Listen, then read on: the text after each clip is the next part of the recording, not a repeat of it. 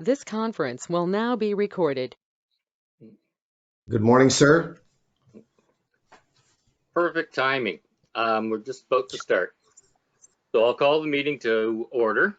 We'll do the land acknowledgement, and please, anyone correct me if my pronunciation is well, what it usually is, off. So we'll go from there. As we gather today, we recognize and acknowledge the traditional keepers of this land with whom we share today.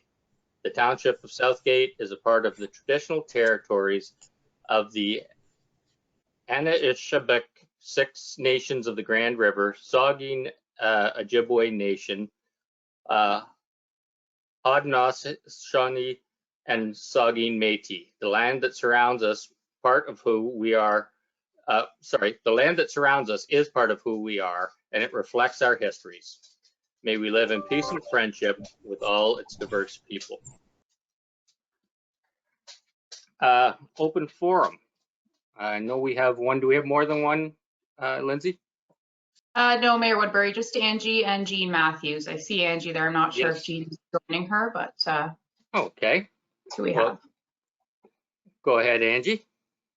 Morning. Jean is joining me, just doing a few things for work. So I think that I sent you all the counselors. I hope you got it. A little overview of why I'm here today. My property and Jean's borders on a very a couple unsightly, but one in particular. And I just wondered if anything is ever going to be done with it, because our first complaint was 32 months ago. And in fact, the property has gotten significantly worse with no improvements. So that's my basic question to anybody who could answer that. Okay. Well, at open forum, it's for statements. We don't do a discussion type thing, but by bringing it forward like this, we'll definitely follow up on it, and I'll make sure that staff keeps me informed of where we are and what's going on with it, and then we can get back. We'll get back to you right away. Okay, very good. And I just wanted to be sure if all the counselors did receive my email, the memo, and the pictures. Yep, I'm getting head nods and thumbs up. So yes, yeah. Okay. And did you send those again to any staff? I copied Lindsay on it. Okay, then staff got it. So yeah, we'll follow that up. Okay, but I definitely could send it to. Nope, they've all got it. Okay, that's great. So I guess just in summary, I want to say that I guess we're really frustrated with the process because we understand the process. It's well laid out what the process is supposed to be, but it just hasn't been. Yeah. Okay, we'll follow up and get back to you on it and go from there. Thank you. Okay, bye now.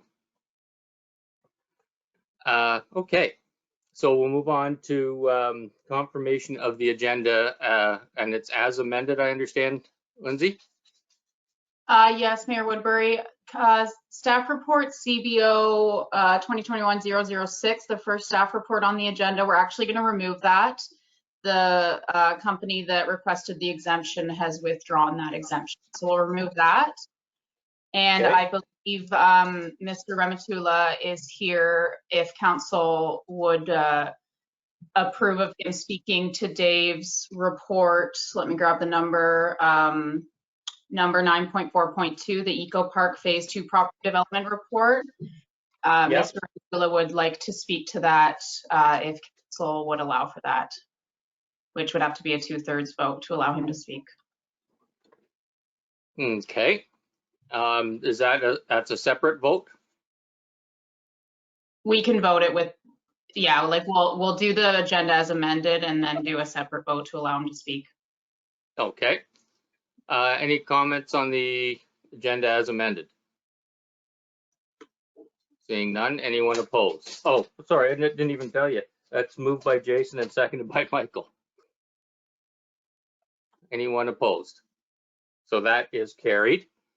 And then I need a mover and seconder to allow Shakir to speak, as Martin will move that. for that report, and Barb will second it. Any discussion? Brian? Is the Madam Clerk, I'll look to you. I'm certainly not opposed to the notion of the motion, but I'm wondering, is the proper motion to actually waive the procedural to allow Mr. Rematula? Yeah, I'll get the proper section of the procedural bylaw, but yeah, it'll be to waive the procedural bylaw to allow him to speak. Yes. Very good. Okay. Thank you. Thanks, Brian. Any other comment? Okay, seeing none. Is anyone opposed to this? Okay, well, that's definitely over 2/3. That's passed. Mr. Mayor, Yeah, go ahead. because it is a required 2/3 majority, just for, I mean, I thought it should be a recorded vote. Well, if you're It should calling be a for roll. one, Yes, I'll call for a recorded vote just so that we have dotted the i's and crossed the t's on Yeah. this. how I was going to do it was simply that it was passed by unanimous consent here because no one voted against it, which is that similar, but you've called for a recorded vote. So Lindsay? Thank you. So a recorded vote called for a motion to allow Mr. Shakir Rematula to speak to a report and to waive the procedural bylaw. Deputy Mayor Milne, Yay. Mayor Woodbury, Yes. Councillor Shearson, Yes. Councillor Dobreen, In favor? Councillor Frew, Yes. Councillor Shipston, Yes. Councillor Rice. Yes. By a vote of 7-0, that's carried. Okay, thank you. Next, we have declaration and pecuniary interest. If there is any, you can declare now or at any time.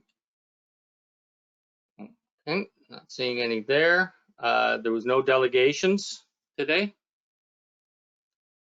Adoption of the minutes from the October 20th meeting, moved by Jim and seconded by Martin. Any discussion on those? Seeing none, anyone opposed to that motion? And that is passed. Can we move up 9.4.2 and Dave's report and deal with that now? Is anyone opposed to that? Not seeing anybody. So Dave, if you would like to lead into that, that is moved by Martin and seconded by Barbara.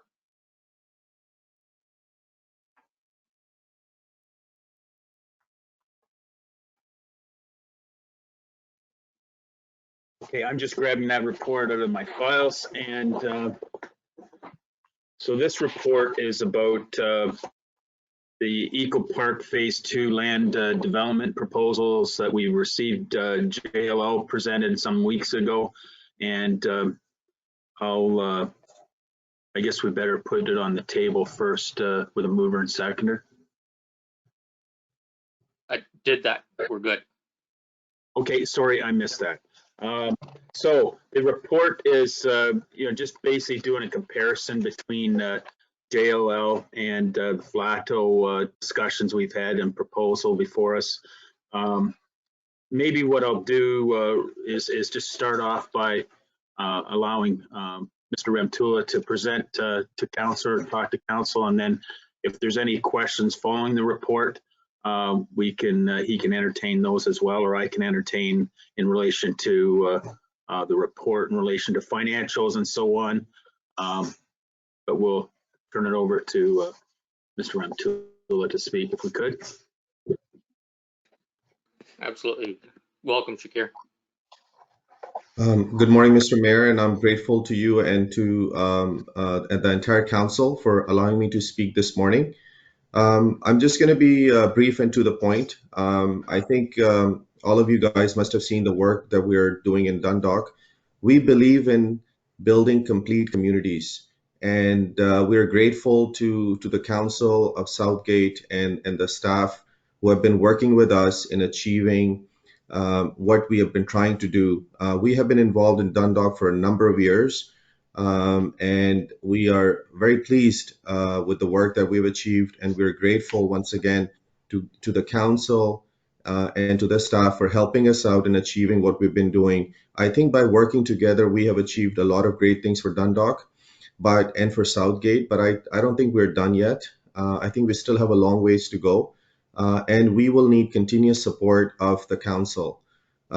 We have been building homes, and then we got into building seniors apartment, and we heard from the community members, from council members, and from staff that there is definitely need for seniors housing in Dundalk. So we converted some of our low density housing into a building which is now under construction, and most of the council members, I believe, have seen it as well. And I'm grateful that town was really helped us out in getting our building permits in time. And in the next few months, we're going to open up, and seniors will be living in the building. We are having an open house preview of the units on December the 11th, and we have sent the invitation to the township as well. So if council members and staff and residents, whoever can attend, would be amazing. So basically what I'm trying to say is this: Dundalk needs more housing. Dundalk needs more mixed use development along the Highway 10 corridor. Dundalk needs more affordable housing, attainable housing. Now that the medical clinic is coming, that's going to help us a lot. The bus service definitely is helping us a lot. We believe in working with everyone. We believe in open and transparent process. We believe in giving back to the communities where we work. We're supporting the Markdale Hospital. We don't own any land or anything in Markdale. And the purpose of us supporting Markdale Hospital was just because when we sell homes, in Dundalk, the people of Dundalk will be going and using the hospital over there. So if we can do for the betterment of the community and something that's going to help out the residents, that's how we operate. That's what we believe in. So once again, we need the support of council, not just because I'm here just to talk about the Eco Park Phase 2 lands, but in general, I'm talking about council has been great. We have a very good working relationship with your staff, and we are also working on annexation some of the lands along Highway 10 in Melancthon on the northeast corner, and we have a mixed use plan. I think Highway 10 corridor needs commercial, it needs some industrial, it needs some housing, some mixed use development, plus affordable housing, which is also needed in that area. I was contacted by the county, and that's what they were asking me. And they asked me what the county can do to facilitate more seniors, purposeful rental suites, more rental suites, and affordable housing as well. So we are willing to work with the county. We're willing to work with the town, and we will continue working with council and staff. And once again, we're open to ideas. Let's work together. I think we have a great opportunity. We're not done in Dundalk yet. We have still a long way to go. It's been coming along good. And I think we have done a good job in the community. We're going to continue working hard. And once again, we're open to ideas. And I'm here, and if I'm here to listen to council and staff. And if there's anything that I can do, please do let me know. Thank you. Thank you very much, and it's always been a pleasure working with you and sorting out the different ideas. So thank you very much. Thank you, Mr. Dave, Mayor. did you want to?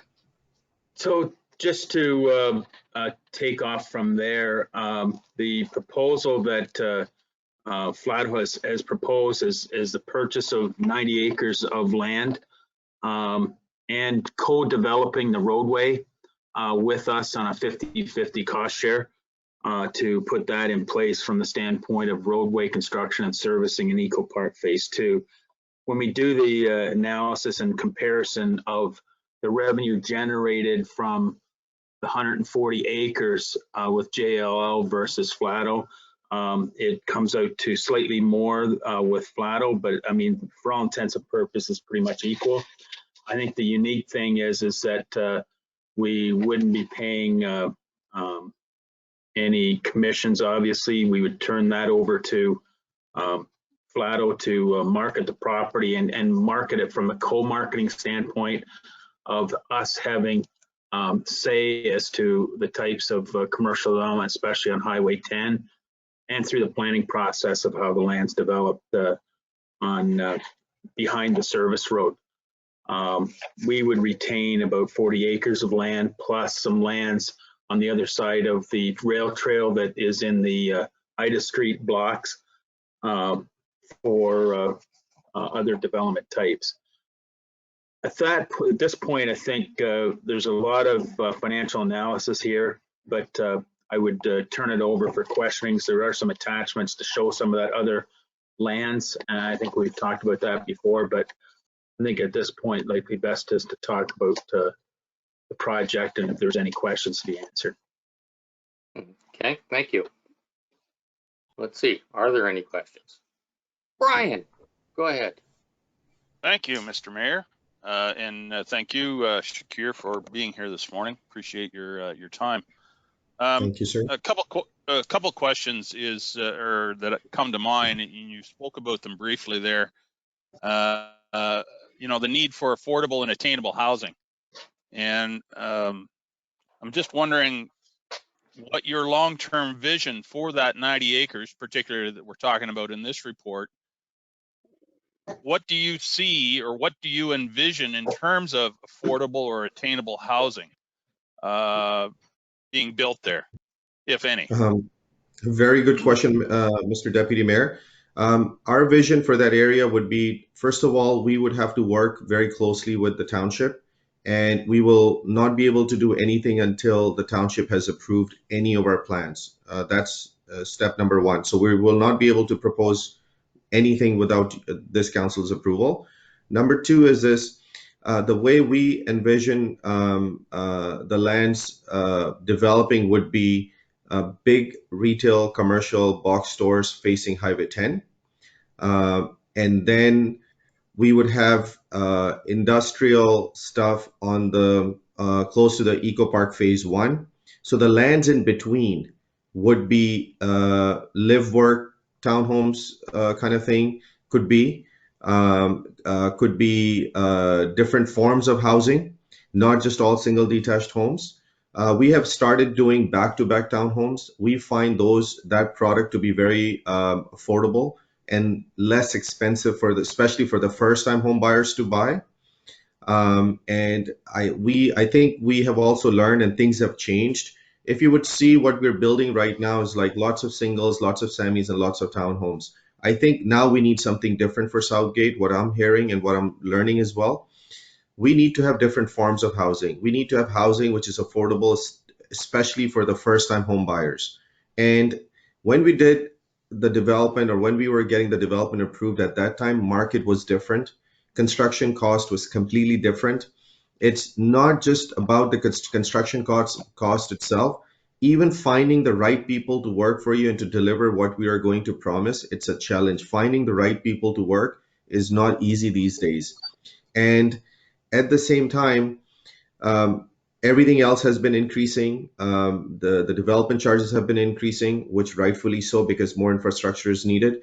So things have changed, so we have to change our design. And in order for us to cater to the first-time home buyers, we will have to come up with smaller product. We'll have to come up with back-to-back housing. We'll have to be creative. I don't have the plans right now to show you, but we are working in 2 different municipalities where we have introduced back-to-back townhomes. And I can assure you that the pricing is going to be definitely lower because it takes a little bit less land. Another thing which I always say to all the municipalities is council has a big thing when it comes to the pricing of the units, because when the township is helping us, like you guys have always been helping us, thank you once again, the interest carry cost that we save by cutting the red tape, that means a lot. If I would have gone to market with these units, say 12 months ago, my construction costs would have been lower. If I'm going to go to market today, it's higher. If I'm going to go 12 months from now, it's going to be even higher. So I think what we need to do is we need to fast track this development.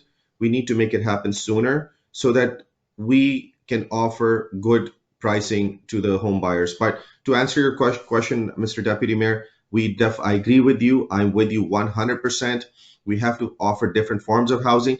Plus, on top of that, we will be working with staff, and the CEO has already mentioned it to me. We would be looking into seeing if we can also provide some affordable housing units, like pure affordable housing units, because I think the community needs it.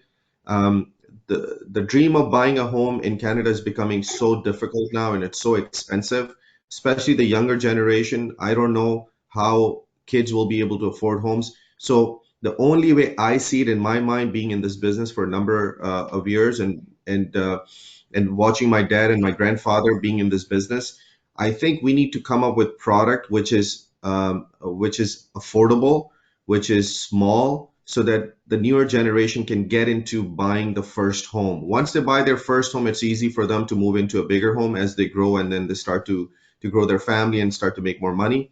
But we will need the support of the council and the staff. But Mr. Deputy Mayor, once again, I'm with you 100%. Southgate and Dundalk, we need more form of housing. We need affordable housing. We need different variety of housing, which is affordable, which is going to be a little bit different. And yes, we will work with staff and council on that, sir. Thank you, sir. And if I might, Mr. Mayor, just one more point, and it's more a comment than question. And I'm glad to hear that there is some thought into commercial/industrial, i.e. jobs, local jobs, because I've long been an advocate of, excuse me, of trying to provide local jobs to people that they don't have to commute 1, 2, 3 hours to, so that they've got time at the end of their day or at the start of the day, depending on what the job is, to get involved with the community, to be involved at the Lions Club, the minor hockey, the minor soccer, whatever it is. People have time and the energy. If you're commuting 2 hours at both ends of the day, you don't have time or energy to get involved with those local projects. So we need those local opportunities to provide jobs, and I'm pleased to hear that you're considering that. So thank you very much. Thank you, Mr. Deputy Mayor. Thanks, Brian. Any other questions or comments? Barbara, and then Martin. Good morning, Council. Thank you, Mayor Woodbury, and good morning, Shakir. It's great to see you. And I want to echo some of the things that the Deputy Mayor has said.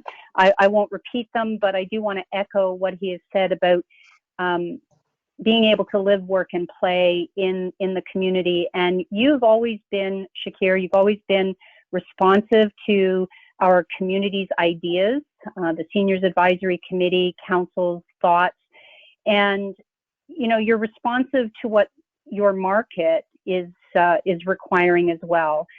That's what makes you very successful, and it's very nice to have someone who really wants to build the community.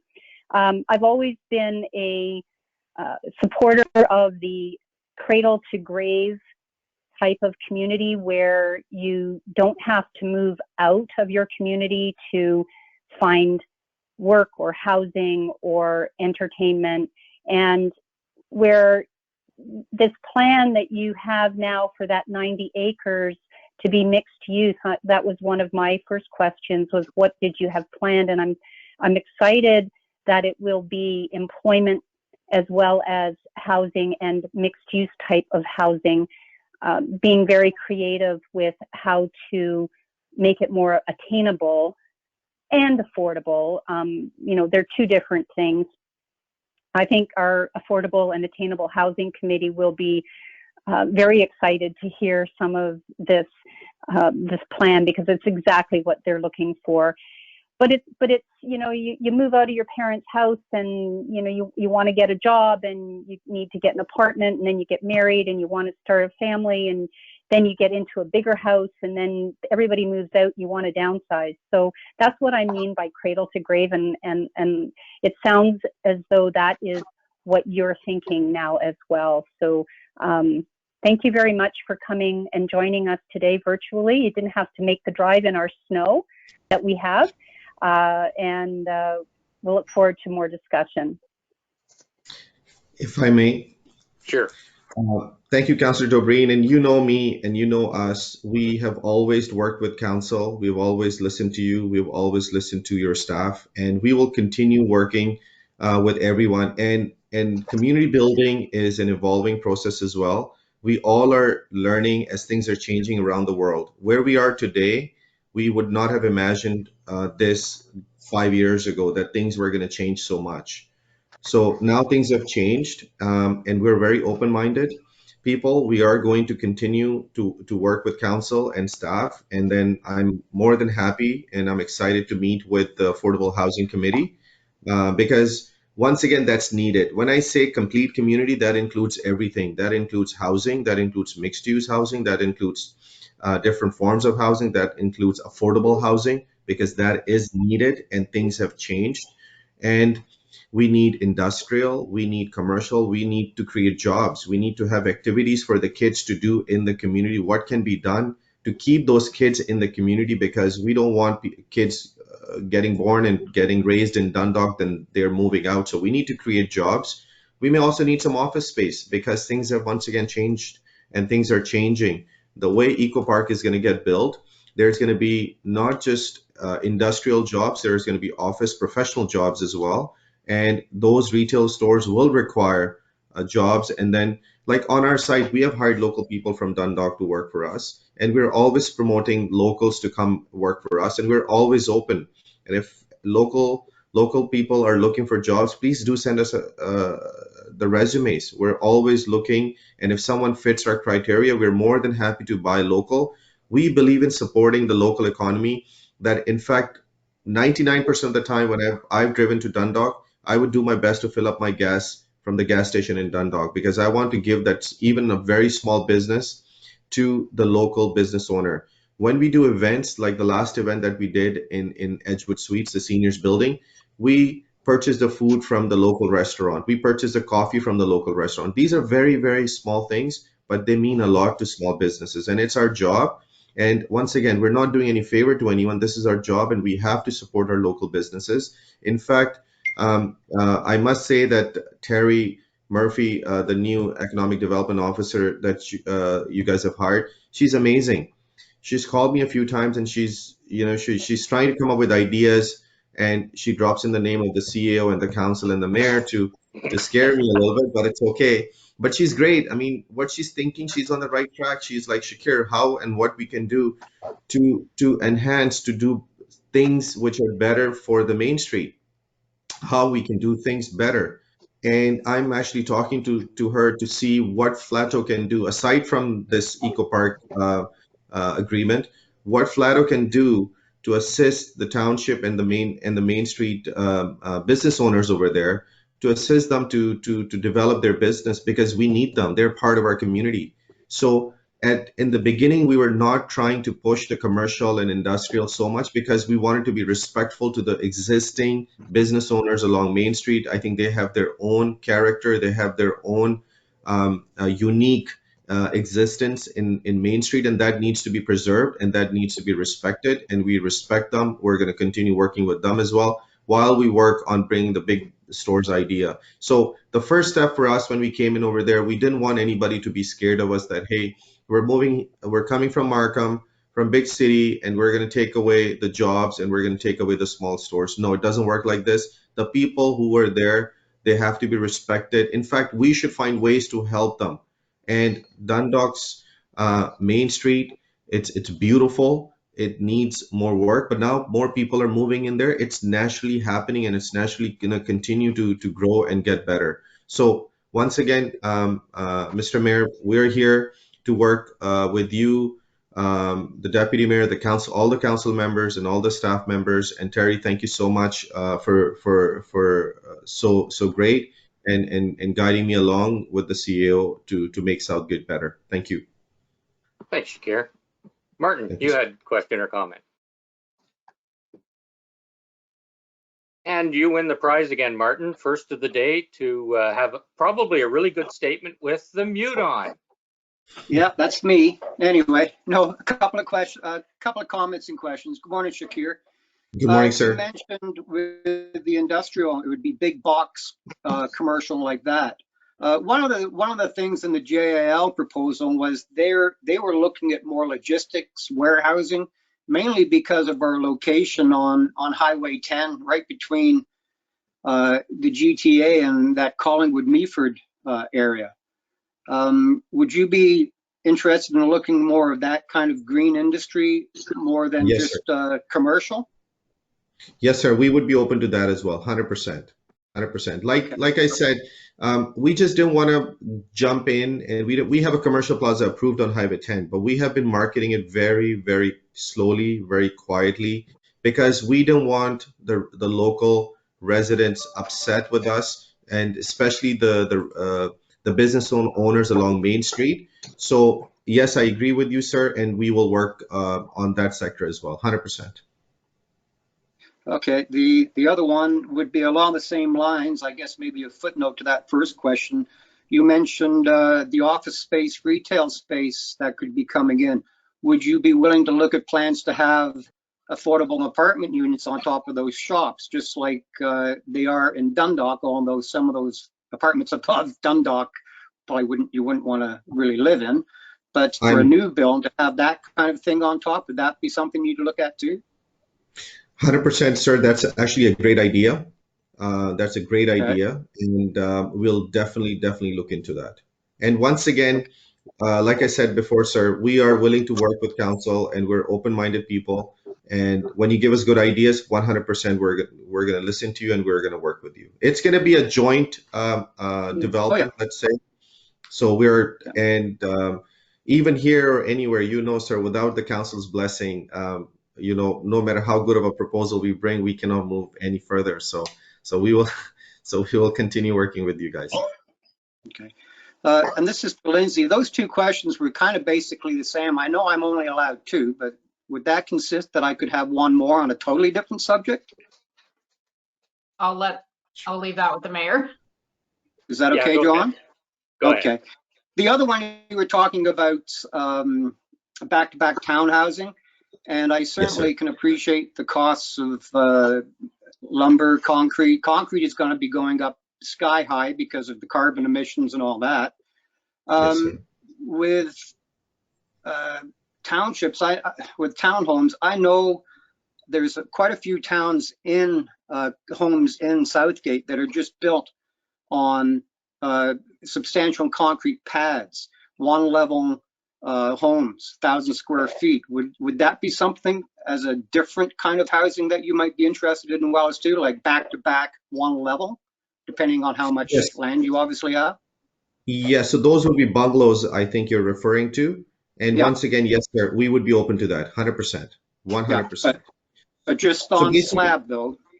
Yeah, sure, we can do that without money too, right? Yes, exactly. Yes, sir. Okay. Yes, sir. You have given me great ideas, sir. I must say your ideas are great. Well, thank you. And thank you for all the work you're doing. No, thank you. And we're going to continue listening to you. And if at any point there's any other comment that you have, please feel free to reach out to me, sir. I'm always available. Oh, that works well with the mic unmuted.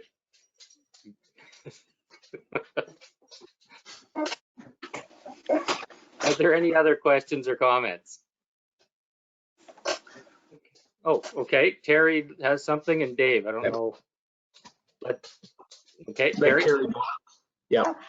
Okay, hi there. It's Terry Murphy, Economic Development, and thank you to Shakir for being here today. And thank you for speaking about our conversations that we've had about the downtown revitalization and assuring our downtown businesses that, there is a space for both of our downtown, more artisan type businesses and also for some highway commercial businesses to be jointly successful. And also it creates an overall community that's inclusive of a lot of different opportunities for everyone. So Shakir and I have had quite a few conversations to ensure that our downtown businesses are taken care of and that our downtown core is revitalized, even though we're moving ahead with the necessary developments on the Highway 10 commercial lands. Something I would like to speak to in this report on behalf of other small businesses in Southgate, though, is the proposed selling prices. So should council vote to sell the lands in the industrial park to Shakir, which I'm supportive of. Then the JLL land valuation and market research that I worked on with them, those prices in that land valuation are based on JLL's worldwide marketing power and worldwide marketing strategies. Those prices are not based on what local businesses can afford to relocate to serviced industrial land, either to expand or start their business. So the township and economic development, we're not in the business of selling land for profit. We're selling this industrial land in order to attract businesses to Southgate and specifically to the Echo Park in order to create jobs. And therefore, I would like to propose that the land be available for sale at the $35,000 per acre, which is our current price, in order to attract our local businesses and help them afford to be able to relocate, expand, develop, and create jobs here in Southgate. Now, that would only be pertaining to the 40 acres, I believe it is, that Dave has left in his report. And I've been working with some of these smaller businesses on their business plans, on their financing, and explaining to them the development charges. And it's, you know, as a small business who's trying to better themselves and become more secure, and therefore be able to expand and create more jobs, it's attainable, affordable, industrial, serviced industrial land is just as important to our economy as attainable, affordable housing is. If we don't have affordable land and affordable development charges in order to attract those businesses, the smaller local businesses, to Southgate, which is what that remaining land would be used to do, because Shakir and his marketing team under this proposal would be doing the marketing very similar to what JLL would have done, and they will be attracting the big box stores and more so the larger development, whereas the township would then stay focused on our smaller local businesses. So given that when Mr. Milner retires in 14 months, I'll be inheriting this budget. I would just like to ensure that our budget numbers are reworked should council agree, and should council vote to sell to Flato, that our budget numbers are reworked to indicate a more affordable industrial service land for our local businesses.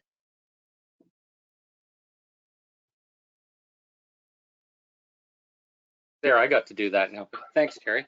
Yeah, and I think that would be a separate motion and discussion on the 40 acres that's left that we could definitely have. And I think between development charges, taxes that would gain, there's a lot to be said there. So yeah, I appreciate that. Dave, you had some.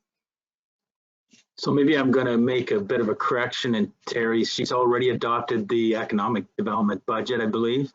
It's hers. The second thing I'm going to say is one thing back to Councillor Shipston's comments is one thing that would be looked at as far as analysis would be jobs yield per square foot of floor space when we assess projects coming, because I think the number of jobs we create per acre of land or per square foot of building or wherever you want to say is really important as well. The other thing that I want to touch on is, we're talking here a wee bit in general terms of what the whole Highway 10 corridor possibly should look like with mixed use and so on. And I want to touch on affordable housing. And one thing we're really struggling with is there'll be two types, I think, of affordable housing we'll have to be concerned about. One, we'll have to be more involved in the other, but there'll be affordable housing that's constructed and sold at a market value, and it will have to be maintained at that real estate market value going forward. We won't be able to put controls or prices, we won't be able to manage those prices. The real estate market will drive that based on the real estate value of the home and the property and the square footage of the home or the size of the home. The one thing we're looking at with Grey County, and this is getting a bit off subject, but I'll be real quick, is looking at methods to control affordable housing values through ownership of land by the municipality or the county, and by investing in the project through relieving the housing unit of a development charge.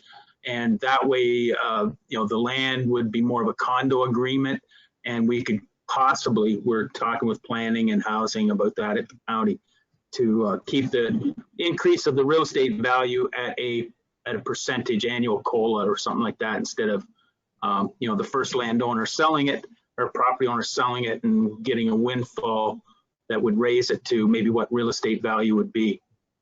So that's things that we're looking at as part of this whole discussion. But the development of the Eco Park Phase 2, we would bring a report back, an agreement that we would agree to with Flato if this is approved. Okay, thank you. Any other questions or comments, Barbara? And then Jason. With your indulgence, Mayor Woodbury, I'm happy to let Councillor Rice go since I've already spoken once. Well, you're talking now, so okay. We'll all right. Thank you. And I just wanted to touch on Terry Murphy's comments about land pricing and just clarify her comments, and that it would be more of what we should be discussing during our budget deliberations, and consideration of each purchase and sale agreement on an individual basis based on the type of land that's being offered, because there are some that are more marginal than others. And to say that, you know, a prime piece of land of the new 40 acres is of the same value as that of, you know, possibly land in the Eco Park, I think we need to evaluate that separate from this proposal. And I just need to clarify that, Terry, you were saying that you were only speaking about the 40-acre land sale, not the Highway 10 prime commercial strip there, like, because there's a whole bunch of pricing in here. There's land in the Eco Park that still remains, excuse me, that is being proposed at a higher per acre rate. And we also have to consider our cost to service those lands. Everything is going up. So I appreciate your request, and I certainly am quite willing to entertain that when we have more information. Could you just clarify what lands you are suggesting be at $35,000 an acre, please? Yes, absolutely. So the highway commercial lands are, as far as I'm aware, proposed to be sold to Flato. So all of those lands along Highway 10 where you see the higher prices being listed, that is part of the 90 acres being sold to Flato. If you have a look at Dave's attachments on his report, I'm just quickly pulling those up. If you look at attachment development property number 1 in Eco Park Phase 1, so it says at the top of the attachment, development property number 1, and you'll see a large blue patch in Eco Parkway Phase 1. Which attachment are you? Attachment 1, 2, 3, 4, 5, or 6? Or whatever. 3. Attachment 3. Thank Attachment you. 3 on yours, sorry. Okay. Okay, so you see the blue portion there. And some of those lands have already been sold at a lower price, have already been approved by council at a lower price than that, actually. And then the other lands are not specified in this report, but in Eco Park Phase 2, it would be the lands that are not being sold to Flato, should a council approve that proposal, and that would be the lands to the south. The south of the new Eco Park Road. It would not be the highway commercial lands, no. And I do agree that the pricing should be evaluated on an individual basis as well, Councillor DeBreen. Like that's a great idea. I've actually created an Excel chart to that effect and shared it with Dave and Jim Ellis as well. So when we're looking at budgeting and we're looking at when we're selling this property, what land prices are popped into each piece of land. And that's why when you look at, so for example, on this specific report, if you look at the land price proposed for Flato, it's $55,000 per acre. And then if you look at the land price being used to calculate for the other land, it's $65,000. So it's $10,000 more for a local business than it is for a developer. So that's why I just wanted to make sure that was brought up so that the local businesses have. I want to correct that. Okay. Let's be clear that that is based on the construction piece as well. So it's really based on Flato would be paying about $85,000 an acre. Yeah, with the construction price, it's $87,000, $87,583 per acre when you include the road share portion. That's correct. Mm-hmm. So this is a discussion for a later time. I just brought it up because these calculations, these numbers for the budgeting, which is a large portion of this report, are based on selling the Echo Park Phase 1 and the rest of Phase 2 at $65,000 or $175,000 per acre, which is not realistic for any local business to purchase and develop. So if I may, Mayor Woodbury, I think the focus of this report. Excuse me. As far as going down this path, like if it's different, great. Let's leave this part and move on to what we're doing here. Yeah. Thank you. That's what I wanted to say. Thank you. Yep. Oh, okay. Thanks, Jason. Oh yeah. Good morning. I don't know whether this is to Dave or I guess probably to Shakir. Just wondering how you came up with your proposal for paying for half of the roadway. I guess I'm looking at it, we're only selling this property once. So we want to maximize for the taxpayers what we get out of it. I understand, building the community and everything, that's fine. But, we know that we're in it to make the most money and Shakir's been great with the community, but obviously he's in it to make money too. I'm just wondering if we could maybe squeeze a bit more out of the roadway, if that's something possible, or how we come up with that. So it's something to ask. Mm-hmm. If I may, Mr. Mayor. Sure, go ahead. Thank you, Councillor. Good question. I guess we have been going back and forth with the staff on this and with the CAO, and we have substantially brought our offer higher from where we were. And then last we were told to basically bring up as high as possible and give us our best shot. So that's what we have done. So we were not even offering a penny for the road. Thanks to the CAO, we have now agreed to pay half of the construction cost. So it was just the land cost. And then we've agreed to half the construction cost of roughly $2.9 million. And I think we have put our best foot forward. And once again, when you're doing the deal, I don't think in this case, we should all be looking at just the dollar amount. I think we should also be looking at what we're getting out of this. You are going to work with a partner who's been around, who's there, who's your neighbor from these lands. We've also purchased the land just south of this, in which falls in the township of Melancthon, and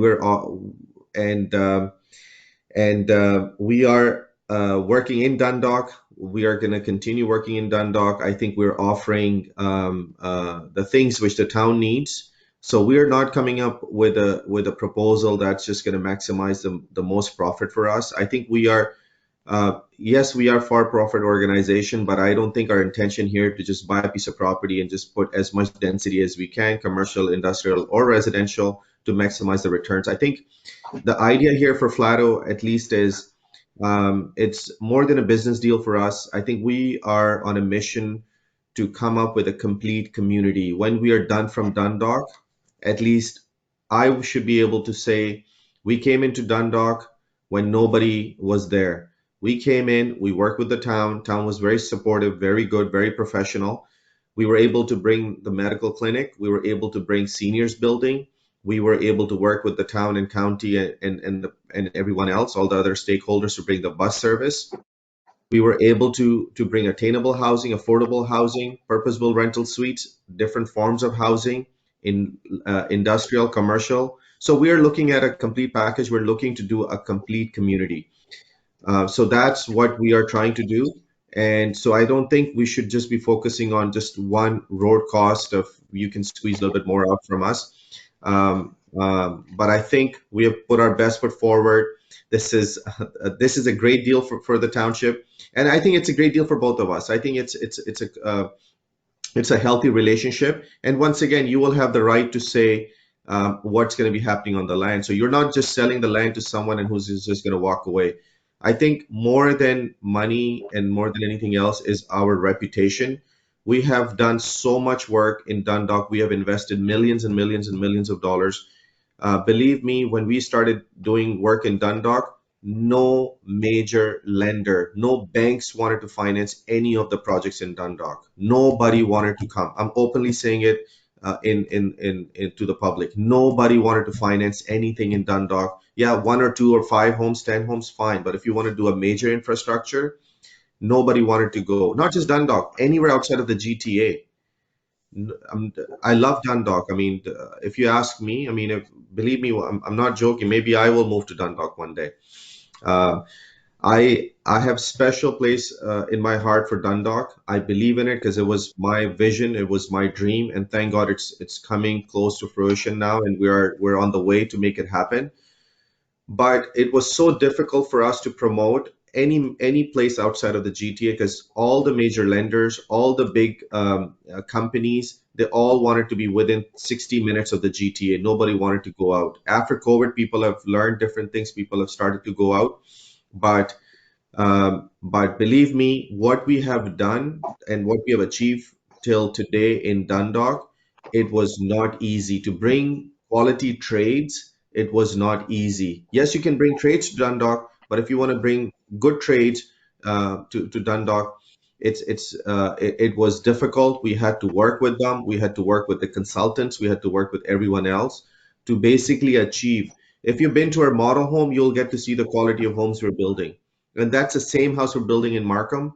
And the same person who did the concrete work for us in Markham on over a $2 million home, or in Oakville, $3 million home, the same guy who installed the windows and the kitchen and the tiles is the same company installing those same things in all the homes in Dundalk. So it's not that we're building cheap product and once our Edgewood Suites, the senior buildings is completed, you will get to see the inside of it, that we are spending money because we want to offer good product to the people. But now that things have changed and we need to look at affordability because the construction cost and everything else has increased. So we'll have to be creative, but it doesn't mean that we're going to lower down the quality of construction. No way. We're just going to be creative. And one of the things would be also how the town can help us in cutting the red tape, because if you can cut the red tape for 12 months, that's bringing down the value of the homes to the end user for sure. So, sir, trust me, we have given our blood to Dundalk. We have been so honest, so sincere, and we have worked so hard to promote Dundalk, where Dundalk is today. And like I said before, Dundalk has a special place in my heart because it was my vision, it was my idea, and I'm glad and I'm lucky that I have met this great council and great staff in the Township of Southgate who's worked with us. And it's been a pleasure working with you guys. And once again, it's a partnership. So yes, you're getting money out of it up front, but believe me, you technically are running the show because you have the control. Thank you. Okay. I just see Martin, we'll let you do one more, and then I think we've got to wrap this up. And that's your second time on mute. You should, yeah, there you go. Just a comment, I won't take long, but with this new road, a lot of people don't realize how much a road costs every kilometer.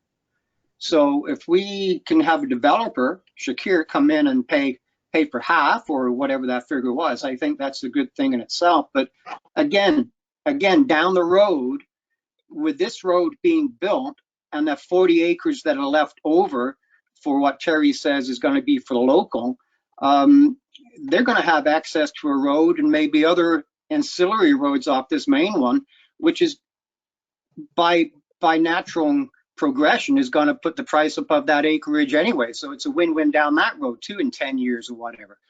Because of the new road, those acres might sell for 50 instead of 35, just because of everything being built around it. So in a way, it's a win-win. So thanks. 100%. I agree with your comment, sir. Thank you. Yep. Dave?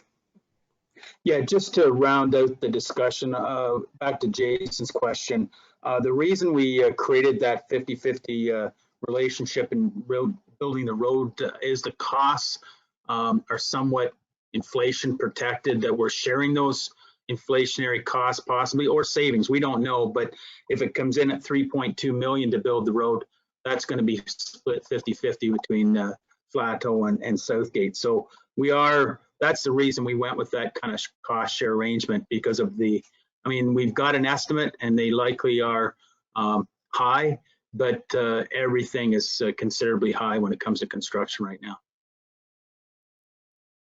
Okay, thank you. Yep, Jason? No, I just wanted to follow up on what Shakir said. I agree. He's done a lot for the community. I wasn't saying that. We're selling something. You always try to get the most you can. I understand about building communities. It was just a question. When we're in business, you gotta maximize what you can. You gotta ask. That's right. I appreciate it, sir. Thank you. Yeah, thanks, Jason. That's I think those are good questions to ask. So yeah, thank you. Okay, so let's get to the vote for this motion, and it's to do the draft agreement and a draft purchase and sale agreement. Is anyone opposed to the motion? Seeing none, that's carried by unanimous consent. So Shakir, thank you for being here and answering questions and moving along. And now we're into the next phase of this is let's get it all in writing and go from there. So thank you very much. And thank thanks you, Mr. to Mayor. staff. And looking forward to working with all of you guys. And if there's any comments, please feel to reach out to me directly. Okay, thank you. Thank you, sir. Bye-bye. Bye. Okay, so Bev's, the noise exemption's been pulled, Lindsay? Yeah, okay, Yeah. Thank you. And so then you've put yourself right into your report, moved by Barbara and seconded by Jim. And that's the licensing to small businesses for lottery. Thank you, Mayor Woodbury. So I wasn't able to get a ton of information. I looked up the past or the previous resolution that was supported by Grey Highlands, and it essentially said the same thing.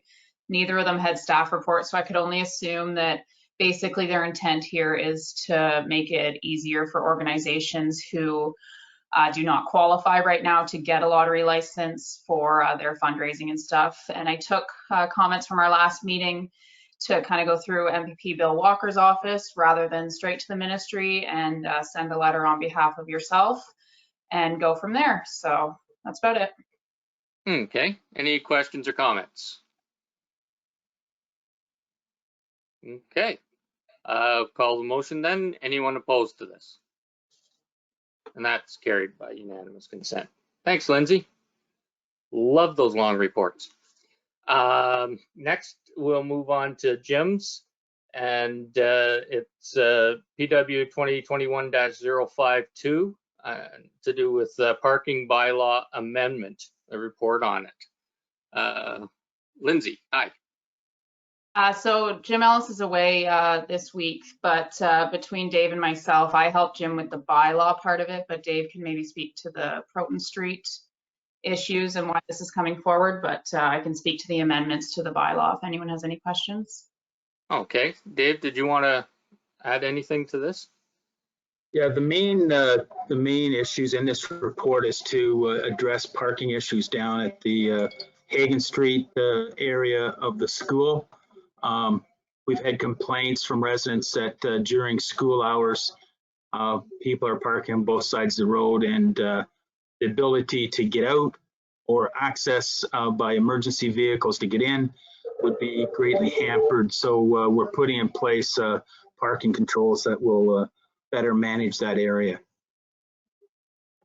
Okay. Jim? I was just wondering why it is we always put bylaws in place without having the means to put them into effect. When are we going to have some form of applying the township's requirements to these bylaws? Simple parking meter ticket would have solved the problem years ago. Nobody seems to want to take this one. Okay, Bev will. Oh, Bev will. Go ahead, Bev. There is worship. I just wanted to put in my 2 cents worth there. I have ordered parking tickets and I'm hoping to get them this week or early next week. So we would have the bills in our hands. Excellent. There's an answer. Long time coming. And the reason for that is we've been waiting on this joint ticket book and we've given up. We're going to have our own. Yeah. Okay. Should have been that way in the start. Yeah. I agree. Correct. Any other questions or comments? And that was moved by Martin and seconded by Barb, in case I didn't say that earlier. Seeing nothing further, is anyone opposed to this motion? Oh, Michael? Yep. Just kind of wondering if Blue Water School Board has ever talked to Jim or Clinton or anything about trying to reroute traffic. I mean, they've got lots of property behind the school, putting the driveway that they've already got going down the back to for people for pickups or for the buses. If there's anything that we can make them do. I know Clint said that he had a proposal that he could give to them. I'm just kind of wondering at what point do we say as council that we've had enough of this and force their hand at doing more for the safety of the children. So maybe I'll respond to that through the chair that we have a meeting coming up with Blue Water about specifically new school property. We talked to them about 3 years ago and now we're again talking to them about it. We have not had good success at them even creating proper site plans for portable expansions. So that's going to be on our radar to talk to them about, as well as parking down at the school. But they just don't seem to want to deal with those kind of issues because of the expense. They don't have a lot of money to do those kind of capital things unless it's approved by downtown at the Ministry of Education. So real challenges, but we may need to have a more forceful approach and bring a delegation of council into discussions with staff and the Blue Water School Board. But staff's approach has not been working because they just don't, I don't think, have the cash or the time to deal with it. Go ahead, Mike. Just a follow up. Have we ever invited the trustee of the area to be there, like our voice at the district? Like, because if they just need to go there once or twice and they'd understand the problem and see that.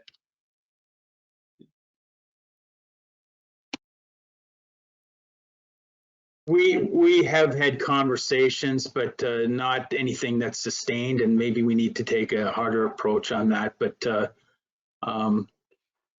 yeah, it just dealing with the Board of Education is a frustrating process, and we're going to need greater push for sure. Don't send them the money for 6 months and see what happens. I like your thinking, and I'll get council to approve that someday. We'll all vote on it right now. Yeah, yeah. Okay, any other questions or comments? Barbara?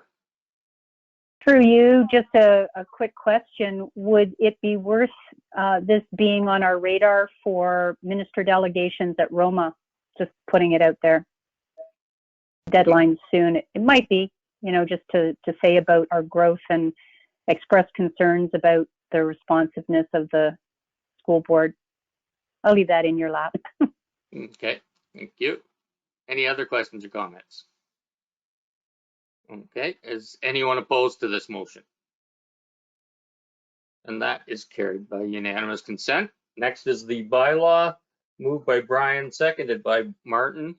Any comments or questions on the bylaw, or Lindsay wanted to add anything?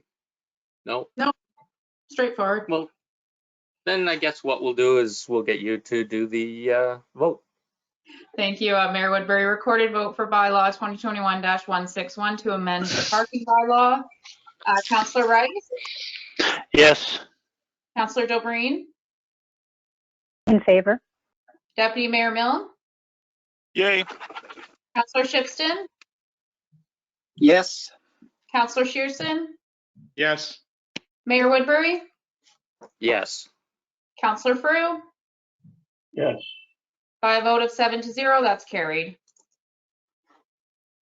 Okay.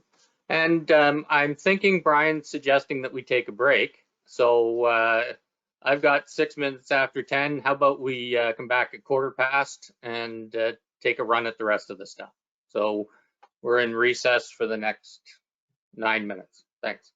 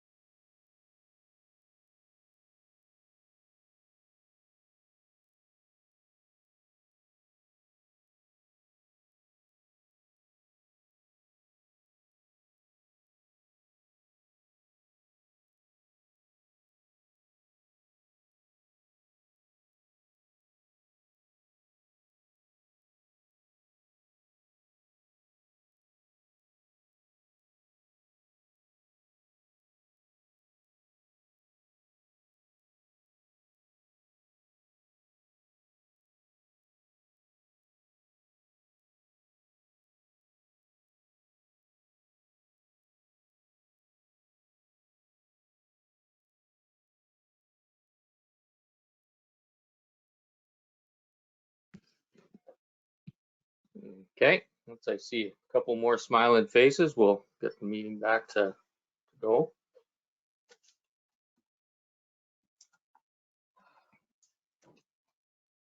Look at all those, well, faces. There's not a lot of smiling faces, but faces. There we go. Look Okay, at those. so Look at those. yeah, just look at those. So I'll call the meeting back to order. And next we'll move on to the off-road vehicle bylaw revision, moved by Jim and seconded by Jason. Go ahead, Lindsay. I'll speak to this one as well.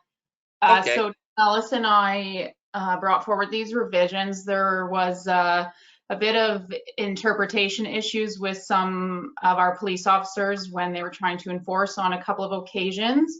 So our Jim Ellis went to our last police service board meeting and spoke to the detachment commander, and she thought that we should actually have set fines in our bylaw, which it didn't initially have, and just more clear. So I reached out to the ministry staff that we deal with the set fines, and she provided a couple of examples, and she thought it was best to have kind of that catch-all definition and call it an off-road bylaw rather than it was previously ATV and a couple other things. So that catch-all definition for off-road vehicle, and it was just clearer in the set fines and easier to interpret for our officers. So that's what the main revisions are. There was a couple other things. I reformatted the whole thing and added a couple other sections, but that's pretty much the basis of it. Okay, thank you. I'm a big fan of making things clearer and easier for people to use, whether it's staff or public.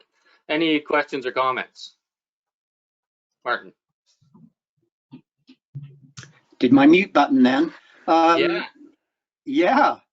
A couple of comments and then a question to Lindsay. I'm glad to see it was cleaned up for the OPP and a little bit clearer for everybody concerned. General nuisance provision, I was sad to see because church or funeral services, I hate it when general courtesy and respect has to be policied, but unfortunately that needs to be in. But I was looking at severability, 10.1 on page 45. It says be declared invalid by any court, and everything else would be remaining the same.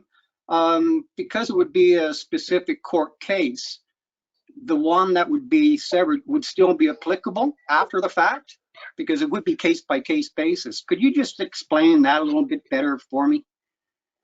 Yes, well, I can try. So they're very standard in bylaws that have the set fines, but basically what you said, if there was a portion of the bylaw that was wrong in any sort of reason, then it would be severed, but it would be on a court by court or case by case basis, sorry.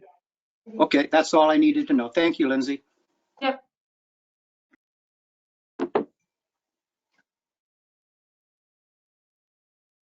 You're muted, Mayor Woodbury. Yeah, that's because Martin wasn't that time, so we take turns apparently now. Any other questions or comments? Not seeing any. Anyone opposed to this motion? And that is carried by unanimous consent. And next we have the bylaw, moved by Barbara and seconded by Martin. Any comments on the bylaw itself? Brian. Thank you, Mr. Mayor. Section number 5 under exemptions, I note there's a number of first response entities there.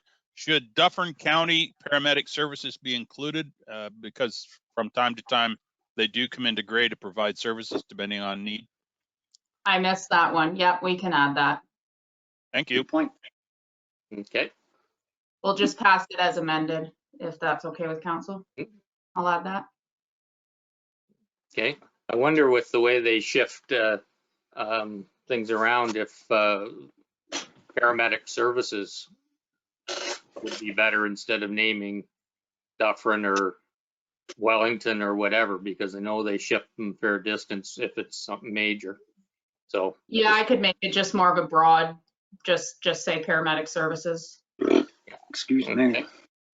Any other questions or comments? Barbara? Through you to Lindsay, just in approving the bylaw, you've made those housekeeping changes since the agenda was published that I sent. Okay, super. Thank you. Yep.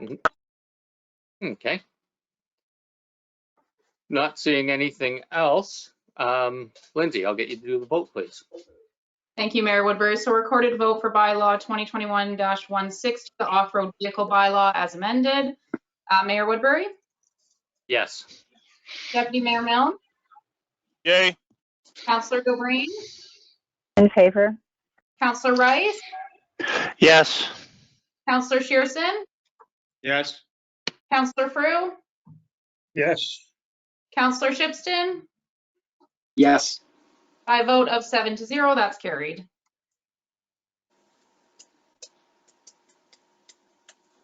Okay, thank you. And I'm going to declare a interest in the Southgate land lease approval for the CHC, as I'm on the board of directors for the CHC.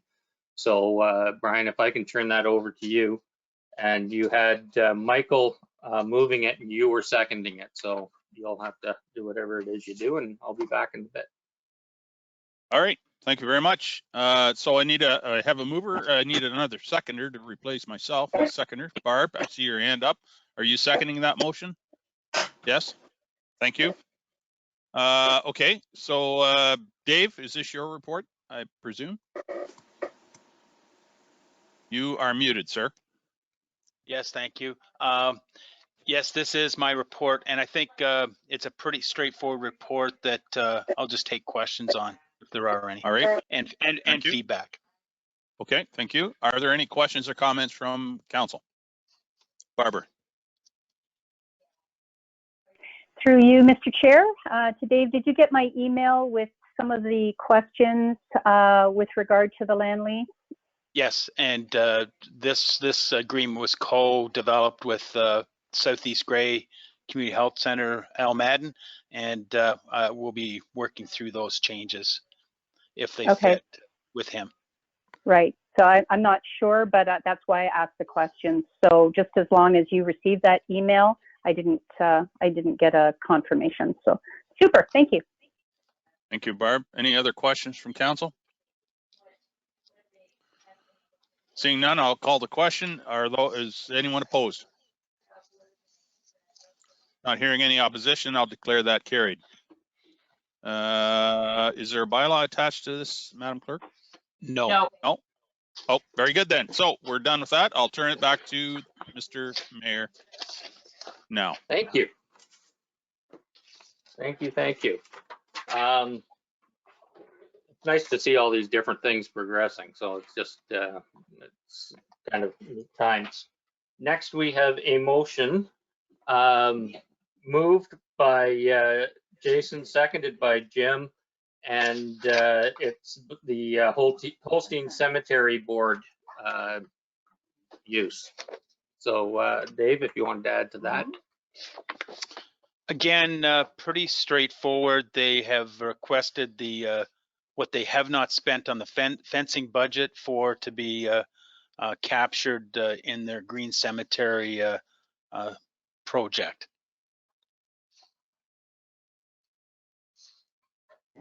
Okay, thank you. Any questions or comments? Barbara. Through you to Dave, I haven't driven by recently, so it's possible that some acknowledgement had been somehow placed. I'm not sure that because it's a cemetery, do we, is it necessary to advertise that, the fence was maybe discreetly in a corner, that Southgate Solar Fund funded the fence, and because it's a cemetery, I don't know that it's necessary, but the part of the agreement with Southgate Solar Fund is that when those funds are used for a community project, that it's acknowledged somehow. Yeah. I'd have to agree with the concern, and I think that type of advertising we'd leave to the cemetery's discretion. I can talk to them about it, but I think us bringing it to council and discussions here and in our minutes would be adequate for this type of acknowledgement. Okay, Brian? Thank you, Mr. Mayor. And yes, I agree some acknowledgement is probably appropriate, but maybe not on the fence itself. The fence is up, of course. I would imagine during their annual general meeting, they will acknowledge where the funding came from as well. Mm-hmm. Yeah. Okay, any other, Lindsay? Just to note, this portion of the minutes are wrote without note or comment, so if we wanted it reflected in the minutes, if someone would bring it up under members' privilege. Okay, thank you. Not seeing any other hands up. Is anyone opposed to this motion? And that is carried by unanimous consent. Next, we have moved by Michael and seconded by Jim that receive the CAO's report 2021-075 and provide staff with direction and feedback on applying the minister delegation requests at Roma. Want anything to add anything to that, Dave? Just that I guess when I brought this report forward, I'm making suggestions in relation to concerns we do have. We may not want to take them to Roma. I think some people were, or some council members, and I know staff for sure, were a bit disappointed in the last Roma virtual conference. So these could be same issues taken forward to a delegation at the OGRA conference instead. But I'll leave that for discussion. Okay. Brian. Thank you, John. I agree with Dave. Our response from, well, quite frankly, a number of conferences in the past has been rather disappointing. I mean, you're given 15 minutes for your delegation. Typically, by the time you get introductions out of the way and the pleasantries, you're down to 9 minutes. And then, you know, before long, staff are banging on the door, or if it's virtual, they're doing whatever, and out you go. I would suggest that if these issues are in fact issues that we need to push people on, and I would submit that yes, they are, then we should seek meetings with the appropriate ministry staff outside of the Roma conference, or indeed any conference. Like, let's have a sit down with staff at the ministry and maybe have an understanding of, you know, why is this an issue for us? They may have some good answers for us, or they may not. And we need to push why they're an issue for us and get some explanation from ministry staff or the minister himself or herself, rather than like go to the delegations. I mean, that in my mind is fruitless. It's politicking at its best, and there's really very little results come out of any of those delegation meetings, in my opinion. But anyway, that said, while I'm here, might I ask the question of Dave? The final point there on his comments was gravel levy for First Nations accommodation. Can you explain that to me a little better, Dave? What you're looking for there? I think I'm aware of the issue, but yeah. What? So absolutely. The issue has been raised at least 2, if not 3 delegations I've been involved with. I know we did it at the AMO conference in Ottawa, but that would be that just the general gravel levy that we pay now would be increased by some number, a cent or 2. I'm not sure what the number is, and that would be paid as a First Nations accommodation on any license in Ontario, rather than us spend consultants' time and our time bantering back and forth trying to come to some agreement. And it's kind of tied into the promise that Natural Resources had made to us to do this gravel cumulative impact study in relation to the TP Hayes decision and that whole loss of that license when it was originally issued by MNRF. It was pulled back by the courts. So we understand in recent discussions that 0.4 is closer to becoming reality. And we are in conversations with our gravel pit reporting consultants in relation to that. And hopefully we'll get some headway that will solve some of our problems there. But that's a discussion that we're going to have this fall, and continue to try and move this pit approval of our own forward. That's what the goal is there. Very good. Thank you. And Brian, thanks for mentioning the going about this a different way. My previous experience as the chair in the union of for government relations and to deal with the different things, we'd make appointments and go to Queen's Park to deal with the minister and book a half hour. And that seemed to be more fruitful than them rushing from one to another all the time. So thanks for bringing that up. Martin, I think I saw your hand up, and Michael, did you have something as well? Okay. Yeah, so thank Martin and you. Michael. Yeah, thank you. I was going to ask the question about the gravel levy for the First Nations. So thanks, Brian, for bringing that up, and thanks for the answer, Dave. When it came to seeing what we wanted for delegation, the only one that really popped up in my head was number 3, bullet 3, about the cumulative study and how they recanted on it. Listening to what the mayor and deputy mayor have said about the worthwhileness of 15 minutes in a delegation, video-wise, Zoom format, I tend to agree. That's something that since they recanted on, that should be, like John just said, a half hour in the minister's office. Go right to the source with more time, because that was a good point that Brian mentioned. You have 15 minutes and half of it's clapping everybody on the back and saying hi and then getting down to business. So if these would be better placed in another time or another conference, that's fine. But if we can go and get more time in physical at their office with staff, I think that would be a way to go. Yeah, so just comment. Thanks, Martin. Michael. Yeah, about the gravel pit. I mean, it's been 3 years, and I think you guys have had it longer than that since I've been on council, and we still haven't got our license for the gravel pit. I'm almost wanting to say, just take the dozer in there and strip it off, and let's just start taking the gravel out and see if we get some approval that way quicker. But I don't know if we can get Rough or Walker involved in this or something, but there should be no reason it takes this long to get an approval to get gravel out of the ground for our building, for our infrastructure, for our roads. That I don't know what the fine is for taking the gravel out and asking forgiveness later, but maybe we'll get someone's attention to get it out of there.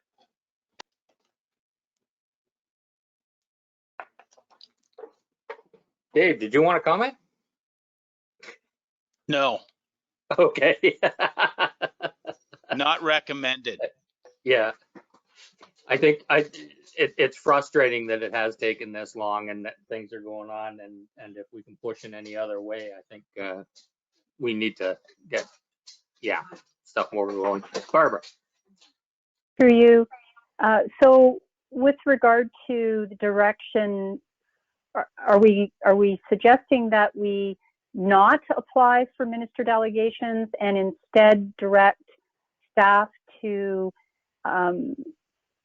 request council delegation, the mayor and deputy mayor, or, whoever can go to meet with the ministers directly apart from Roma, and maybe we can get it earlier, because some of these things are safety concerns in our community. So the sooner we can get before the minister, the better. But I think it's a great idea. I agree that that we could maybe get better attention if we were, and more time if we request a meeting directly as opposed to waiting until Roma or OGRA? How do you wish to proceed? Because I'm willing to make an amendment if it's required. So, Well, go ahead, Dave.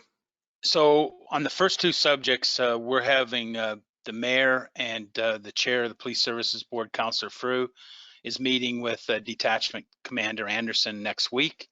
So we'll be pursuing those two, seeing what the outcomes there are, as well as there's other meetings, I think, opportunities with Bill Walker possibly and others to discuss some of these in preparation to see where we go, either OGRA or actually let's look for minister delegations. So that's we'll be pursuing that, and in the prior to the OGRA call for delegation status, we'll be reporting back to council on that.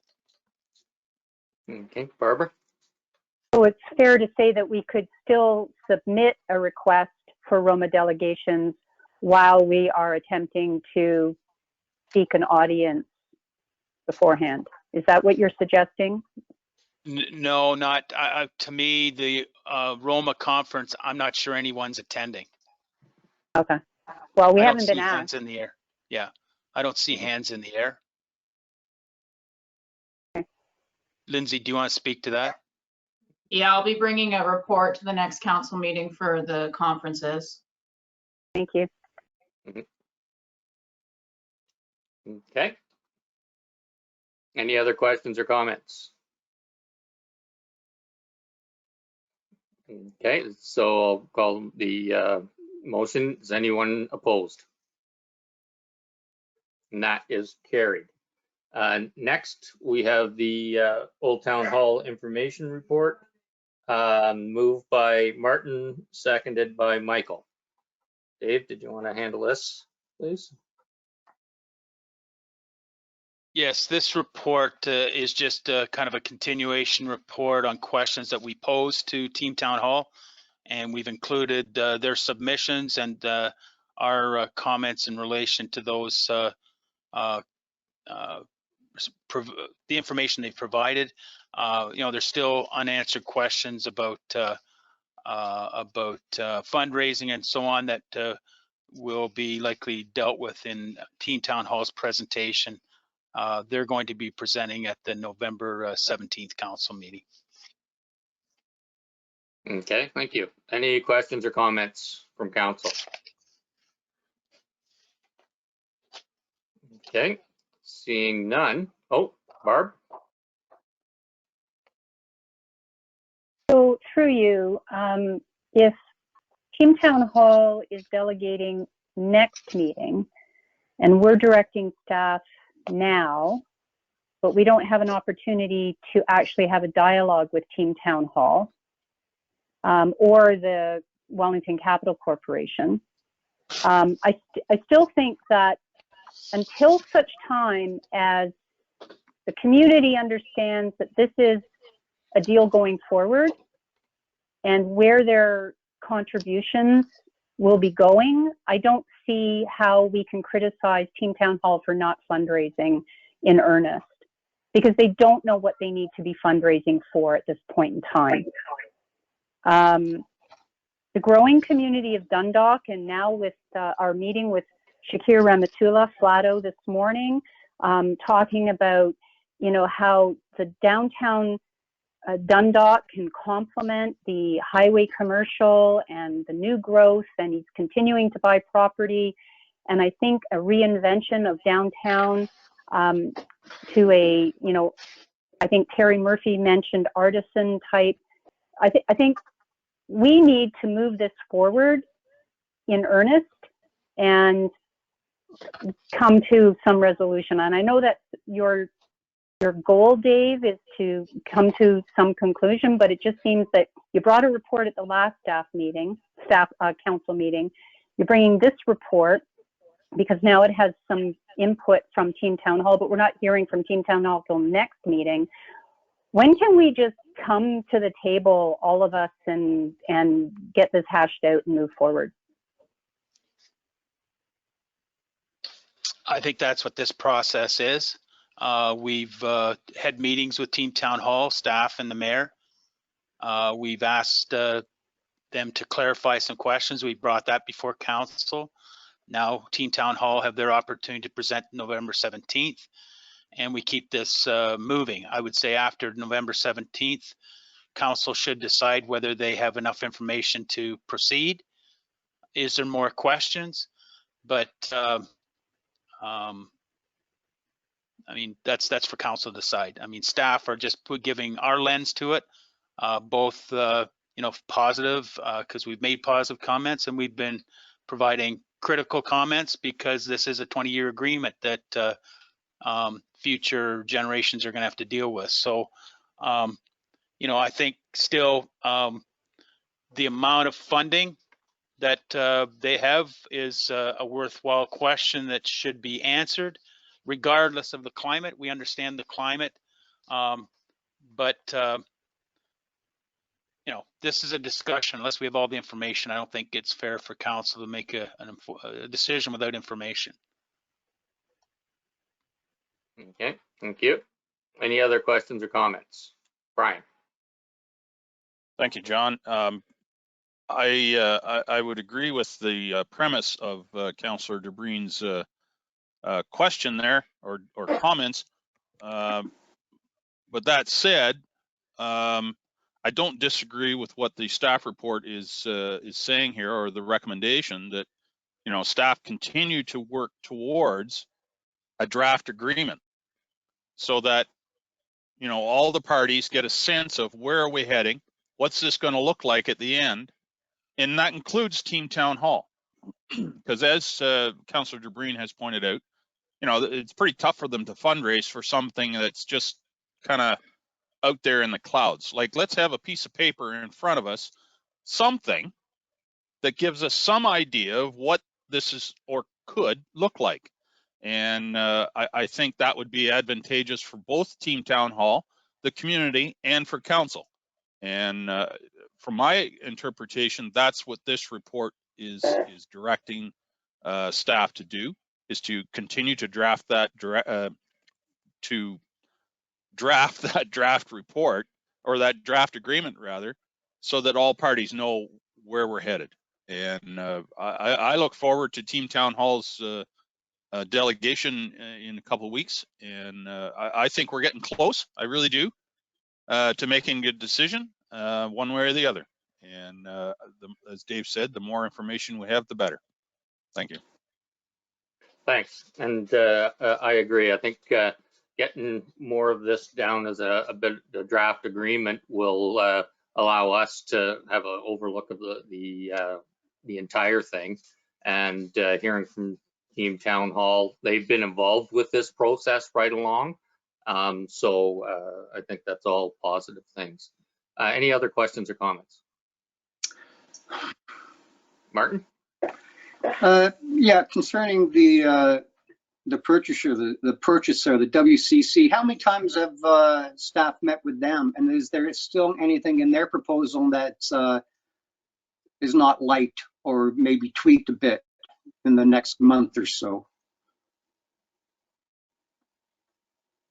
So in person, we've met with the proponent on site at the town hall. We've met with them at the McIntyre building and have had a few conversations with him by phone to just formalize and understand his proposal.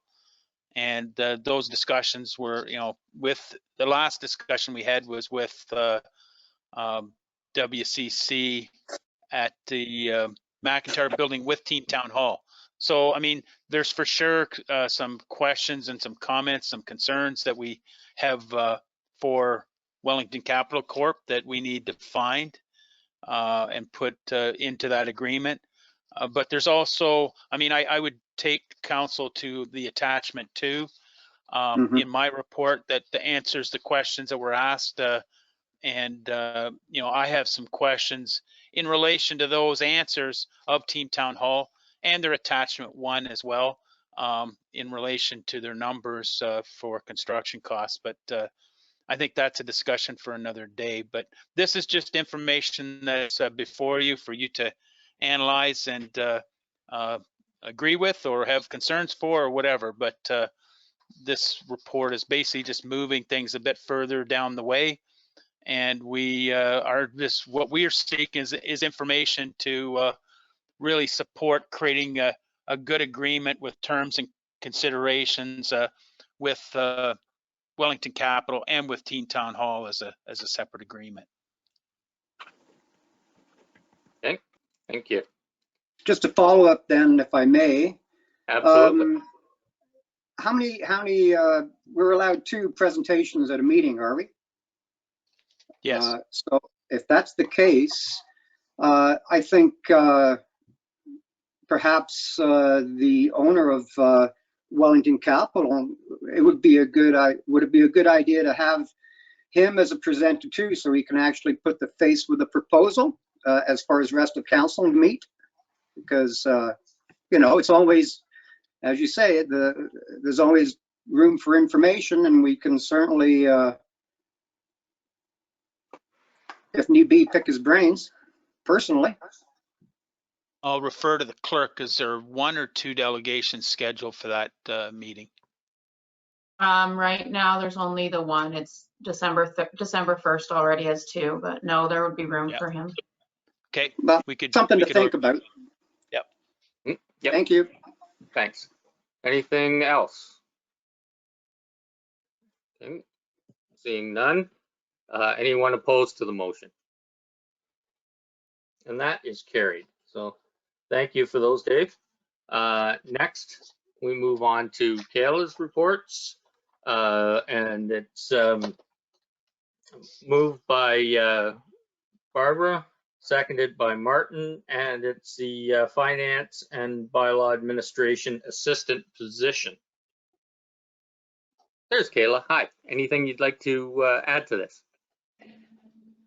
No, I think we've been able to take the last 6 months with our additional staff member and really evaluate where the help is needed. And this is kind of what we came up with for the job description. And this report specifically is to take it to job evaluation committee. It's not approving the position necessarily, but getting it placed on the grid so that we can talk about it at budget time.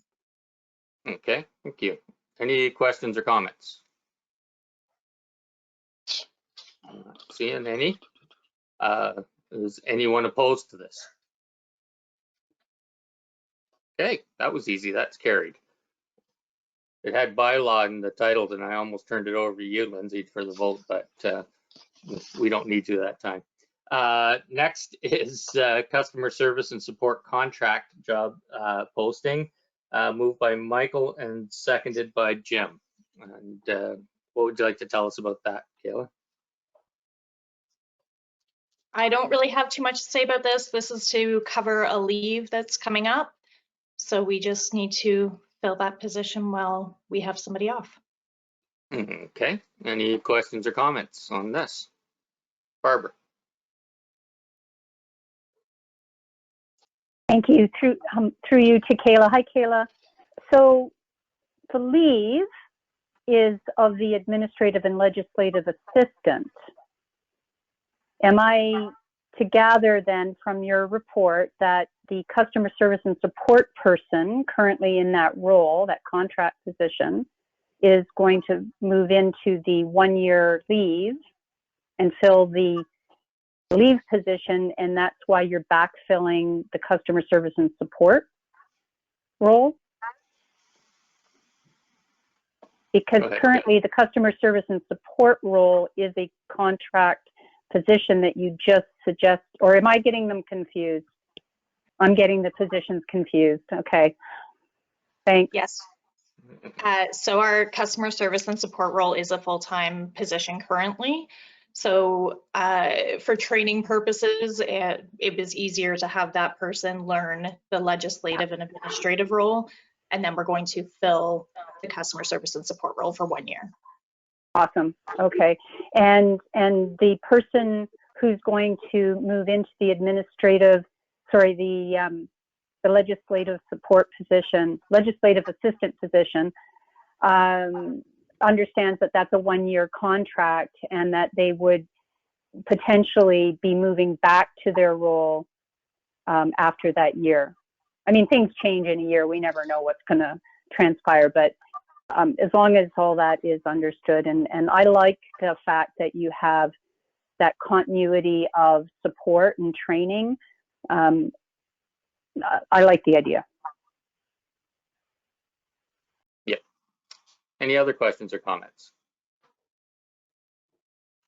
Okay. Is anyone opposed to this motion? And that's carried by unanimous consent. So thanks again, Kayla, for your work on this stuff, and enjoyed your long description of the material. Next, we'll move on to Clint, and we'll see how he does here now. We have moved by Jason and seconded by Brian. And this is the on-farm diversified uses and agricultural related stuff. It's staff report PL 2021-087. Anything you'd like to add to this, Clint? Yes, just a few things. So as you can see, the report basically outlines some reasons why I feel that the on-farm diversified uses could really be handled through the official plan and without the need for a zoning. So we're still going to do site plan control. We're still going to collect our DC charges like we always do for new builds. So it's not going to be an issue as far as maintaining some level of control. There'll still be site plan approval required. It's just we're removing that one layer of red tape where now they don't have to do a zoning and a site plan. If we put enough criteria so that we can be assured that the impacts will be minimal, I really don't see a reason why we couldn't take this approach. Certainly, it's not, if you make this decision today, it's not going to happen tomorrow. We have to come back with policy then in our official plan, as you'll be seeing that next week during the committee of the whole, but we'll come back with some policy in that to allow for that should council decide to approve this. The last thing I want to just say is that it does two things. It supports agriculture, which is good, but it also allows staff to redirect their efforts to become more efficient with the number of applications that we're receiving, so that they're processed quicker.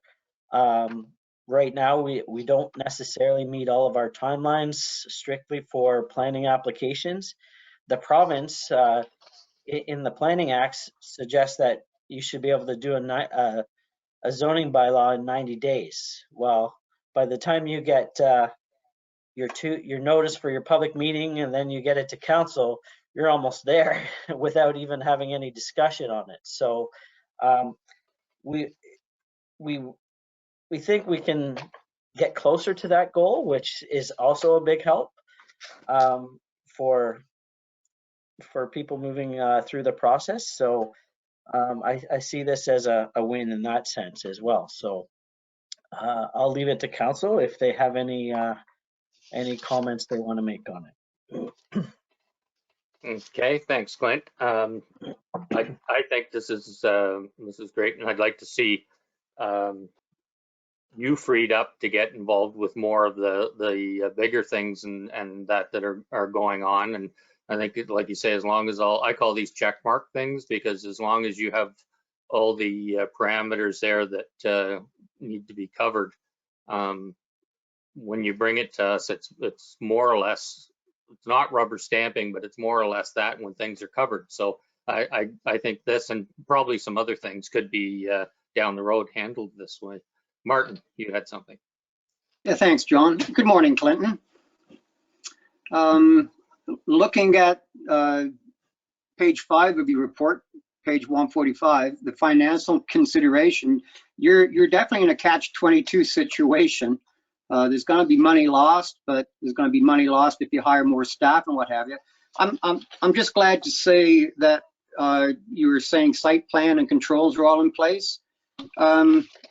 Just a simple question. With all the applications we've seen from these on-farm shops, would you be doing a zoning application where it says the shop won't be used for dry, wet, whatever else? Because they've been coming back for amendments saying we want to use the shop to show that's going to be metal 3 years after they have a wood shop. Are you going to do a blanket allowance for what they're allowed to do, and then that's the only time they pay that fee and on we go? Or is that something that was in your head about this? Go ahead, Clint. Okay, so two things. I ran the financial consideration piece by the treasurer, and just to get a little clearer wording on it myself, we're not actually losing money, I would say. That $20,000 pays for time is what it does, right? So, and that's how, when you get the applications pay for themselves. So it's not just my time, it's council's time when they go through a public meeting and they all have to sit here. It's other staff. Alicia does a lot of work in the background with getting notices out and that sort of thing. It pays for itself. So if that's not there, that's okay, because then we're not having to deal with that. We can then take that time and put somewhere else. So it's not like you could say that $20,000, if it wasn't there, now we got $20,000 to spend somewhere else. No, we didn't have it in the first place because it's meant for the zoning. So I just want to clarify that. And then the second piece, that'll be up for discussion as to how we want to include the policy in the official plan. Right now, I would suggest we have it broad in the official plan. The province has put out a guideline for what sort of permitted uses you can have in the rural area. I believe that's included as an attachment. Was it attachment 2? I believe it is. Okay, thank you. Which would have those sorts of uses that would be permitted. If we wanted it to say that it had to be a dry use, we could absolutely include that in there. But that'll be a discussion when we actually bring forward the policy for that. Okay. Okay, just a follow-up. Yeah, I was just reading what it actually said. A wrong word that I used, I guess, we're not losing it, but it says somebody reading this publicly, the township would lose approximately 20,000. That's where I was going from. I realized that the money would still be there in some way, shape, or form. So thank you, Clinton. Okay, Brian. Thank you, John, and thank you, Clint, for the report. I wholeheartedly support the premise of your suggestion here. But a couple comments I would make regarding your background material, and your first line there, it says agriculture is no longer profitable. That's a pretty broad statement, and I guess it doesn't necessarily directly relate to your report. But I would submit that agriculture, as perhaps it has been practiced in the past, is not as profitable as it has been. And agriculture as an industry continues to evolve, and there is indeed profit in agriculture. It's in a different format now than it ever has been. It's accelerating like a lot of industries, and to suggest that farms are transitioning to large corporate farming, I hate that word, I hate that phrase. It is large family farms are becoming perhaps the future of agriculture, but only part of future agriculture. Currently, there are lots of, and we're very blessed here in Grey County, for the most part, the geographical footprint of agriculture or the fabric is still there. Traditionally, or mostly, we still have the 100-acre parcels. And there are lots of people coming into agriculture, small agriculture. They don't know what they don't know, and they're willing and able to try all kinds of neat, innovative ideas to support agriculture locally. And I think this idea of including in the official plan the right of diversified uses on the farm is absolutely the way we need to go to support that ag community and the continued development of new ideas and exciting future. So I look forward to more discussion on this, and I thank you, Clint, for your, and I hate the term looking outside the box, but that's kind of what it is. So thanks very much. Thanks, Brian. And that actually is pretty appropriate, looking outside the box, as I'm sitting here looking at everybody in a little box. So, Barbara. Thank you, Mayor Woodbury. I just have a couple of questions for you to Clinton. So I just want to understand that while I support staff looking for processes that no longer need to be done or to find efficiencies in those processes, I agree with Brian that, you know, the larger family farms and people are being more innovative. So I'm supportive of trying to pursue this through the official plan process, Clinton. But should this go through where we no longer have the public process, or maybe the public process is now part of the site plan, can you just assure me that at some point the process includes the neighboring farms have an opportunity to express their support or concern, because that's the public process is what gives you the information to try to mitigate those concerns through site plan control. Or has the concerns or the need to mitigate become normal now, or more consistent, that you automatically include those in the site plan? Will through the building permitting process allow for the Conservation Authority and other commenting agencies to be involved, fire department, ensuring that there's a that public process? How will that all of those steps be achieved by just blanketly allowing them? And I know I'm throwing a lot through this.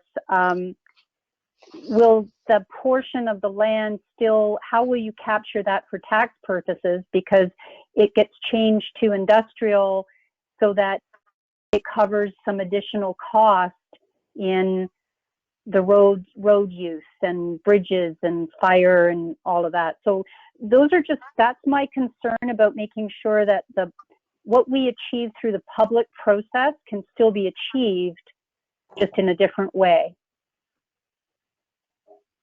Go ahead, Clint. Okay, that's a lot to unpack there.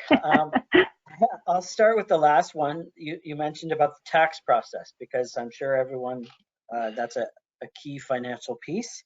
It's my understanding that the assessment is done based on the building permit.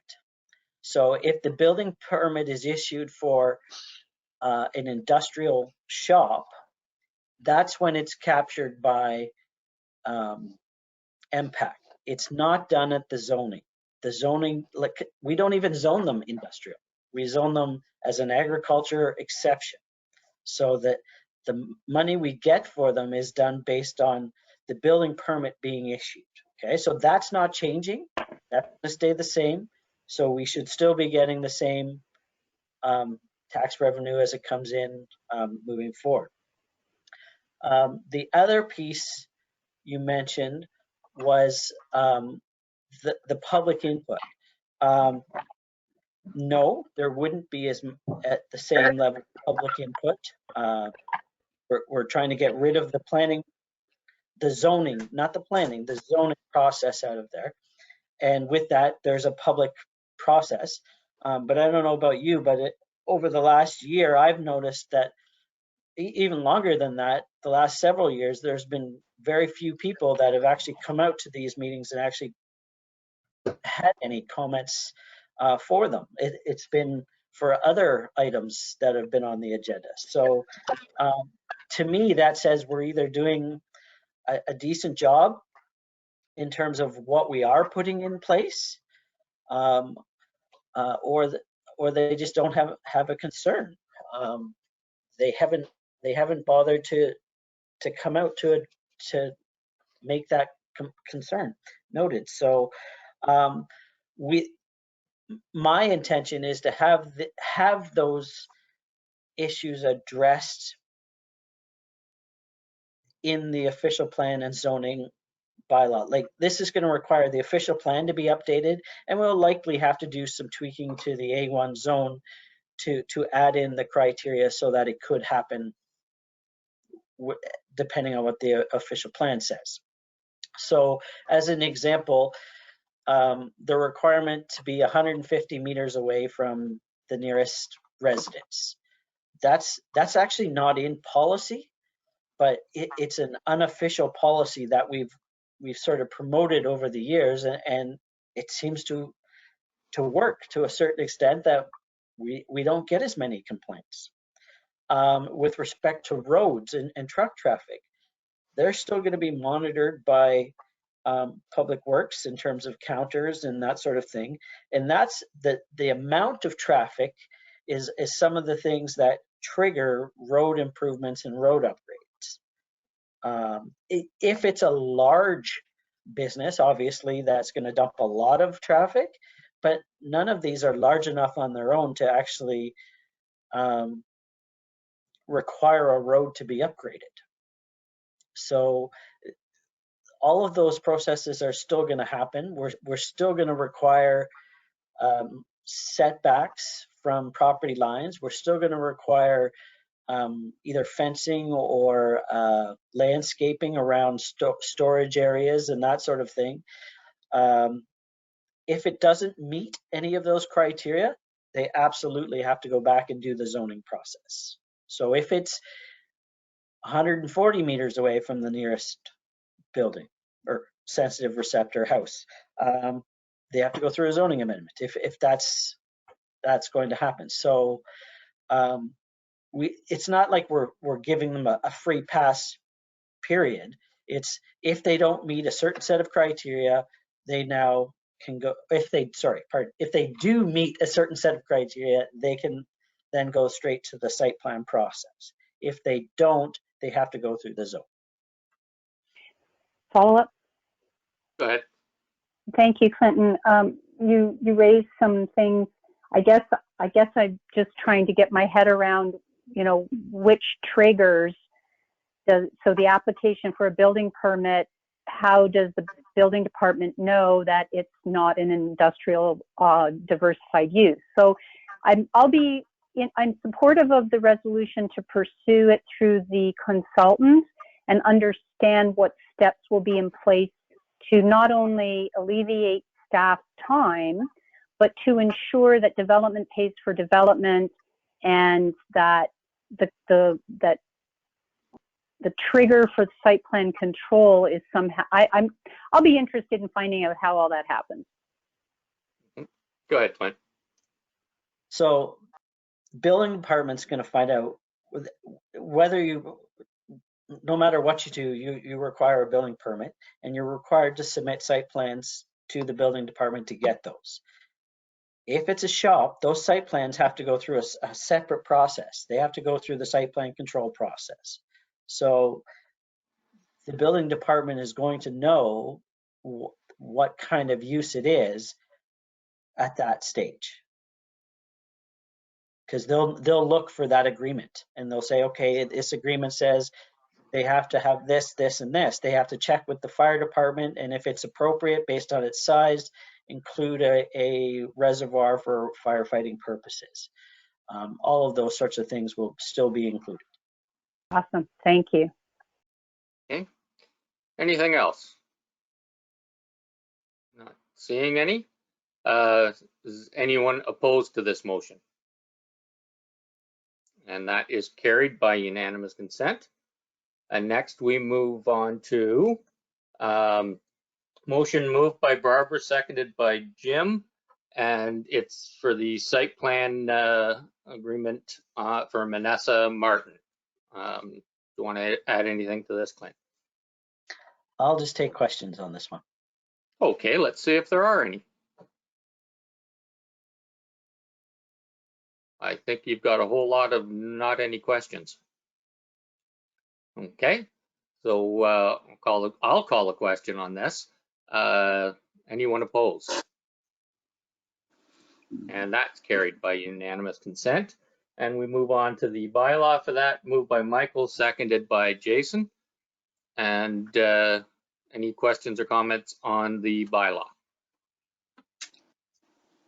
Appears to be the same question, so we'll turn it over to Lindsay for the vote. Thank you, Mayor Woodbury. Recorded vote called for bylaw 2021-163, site plan agreement for Manassa and Mary Martin. Councillor Shipston? Yes. Mayor Woodbury? Yes. Councillor Rice? Yes. Deputy Mayor Milne? Yay. Councillor Frew? Yes. Councillor Dobreen? In favor. Councillor Shearson? Yes. By a vote of 7-0, that's carried. Okay, thank you. And moving on to bylaws, road widening for Jerry and Ann McNulty, and it's moved by Barbara, seconded by Brian. Anyone have any questions about the bylaw? Or Lindsay, did you want to comment? No, just standard condition of their consent to implement. Okay. I'm not seeing anybody jump up with any questions, so we'll let you vote again. Thank you, Mayor Woodbury. Recorded vote for bylaw 2021-162, road widening for consent file B2-21, Jerry and Ann McNulty. Councillor Frew? Yes. Deputy Mayor Milne? Yay. Councillor Rice? Yes. Councillor Shipston? Yes. Councillor Dobreen? In favor. Councillor Shearson? Yes. Mayor Woodbury? Yes. By a vote of 7-0, that's carried. Okay, thank you. Regular consent business agenda. I didn't get any notification of any pulled, and I'm not seeing anybody jumping up to, oh, Barbara, go ahead. I don't want to pull anything. I would like to ask a couple of questions on a couple of items when it's appropriate. Yep, no problem. So the regular consent is moved by Jim and seconded by Martin. And now any questions or comments? So Barbara. Oh, keep moving the screen. Thank you. And to Liam, if he's on the call, there he is. With regard to 12.1.2, the OMP report, I guess I'm still a little confused, or would like to better understand how the example that you used for Chatsworth, they have less population, but they got $287 per household to our 185. And I guess I don't really understand all the nuances of how the assessment works. But for Southgate to be the lowest in Grey County, where other municipalities were over $1 million, and I just would better like to understand that how they come up with assigning that value of 185 per household for Southgate versus others.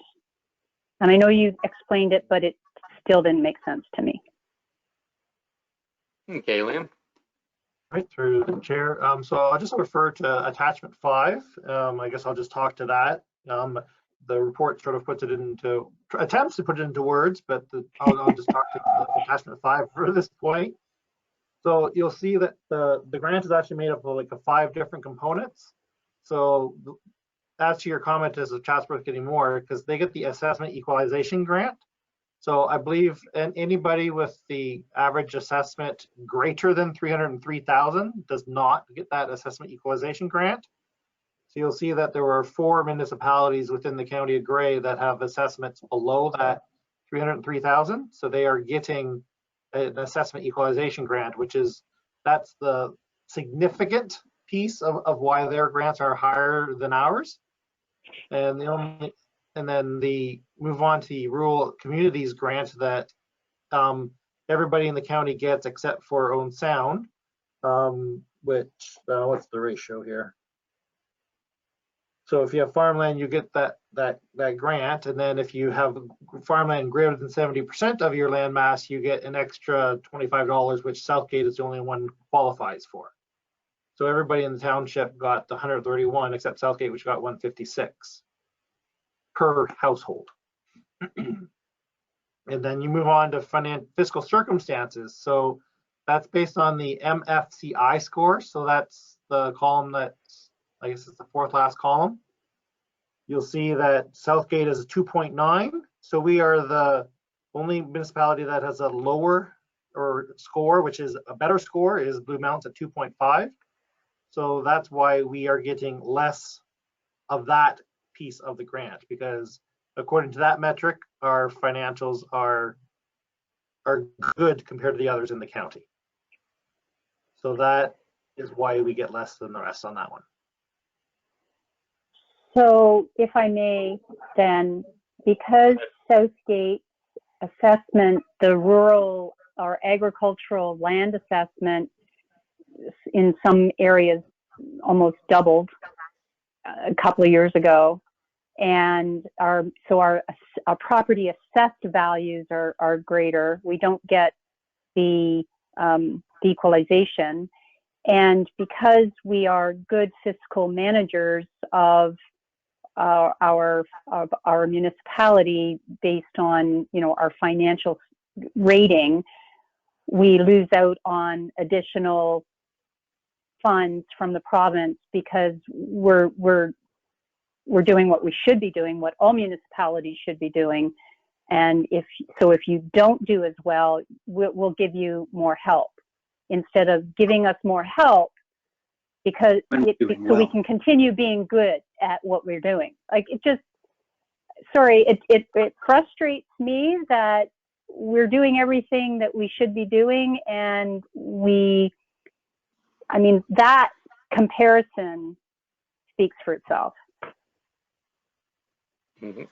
Color me frustrated for our municipality, but thanks, Liam, for the explanation. I still don't like it. Yep. But I guess I don't have to like it. Martin? Yeah, good morning, Liam. This question came out from what Barb was saying. With all these figures and the money we don't get and the money we do get, I never really looked at that, but thank you for answering Barb's question. That put it in a good light for me. With all the figures, with the OMFP, the increase this year was marginal from last year. Would you ever see a decrease in what we get from the provincial government because of our development and because of our good stewardship of what we have? Or would there just be marginal increases every year for the next whatever? Any danger of getting less? So through the chair, all the government does is guarantee that our OMP next year will be no less than 85% of it this year. So there is a risk of it decreasing based on how your metrics change. Oh, okay. Yep. Okay. Any other questions or comments? All right. How about with any of the other reports in 12.1? Not seeing anything. Oh, Martin, go ahead. Oh, I thought you had that microphone thing down pat. Well, you do. I was doing good. Yep. I was doing good. About the inspection report of the old Proton dump, I guess with this would go to Dave more than, well, can't go to Jim, he's away. With all the talk this morning about things happening in 5-10 years time, the Proton dump is actually, by what I've read, is looking really good for all the environmental assessments they've had come out, like the inspectors. I remember, Dave, last meeting you said that anything like a dump, Dale Pallister said you wouldn't be able to grow anything on it and what have you. How big, first question is, how big is the Proton dump? 5 acres? Yeah, I don't have that actual size. Likely closer to 10 when you look at the swamp area that we own as well, because that's part of the attenuation land. What I was referring to at the last meeting was actually gravel pits, not landfills. Oh, but wow. That landfill is at capacity, and we're just waiting for time it's coming up to close to 20 years since we closed it. And so once it gets better reports from the environmental reporting, then we'll be able to hopefully one day just close it fully without further monitoring. But that's years ahead. Yeah. Well, with that being said, I thought it was something to do with the dumps, but either way, you really couldn't use it for anything else. I was just wondering, with all the asset management talks coming up, would a property like that be used to plant more trees on it, so we could actually get into sequestering carbon in 10 years, because that would be a perfect spot. It would be classed as a green asset, So would that be the only use of the land when it is off the inspector's list? Yeah, most likely something along the lines of tree planting, or if somebody wanted to get creative, dumps have been turned into ski hills, but I'm not sure that would be a popular one. Yeah, no. Okay, Dave, thanks a lot. Okay, Barbara? So just to Dave's last comment, Centennial Park in Etobicoke was Garbage Hill, became an actual ski hill, and is very popular with the community because they can take, lessons, and it's not a huge hill, but tobogganing and things. But the replanting or the reforestation of it intrigues me, and getting climate credit, because when we're talking about that climate, you had mentioned about our managed forests. We can certainly track those through municipal property assessment, and maybe Southgate is actually doing more than what we think.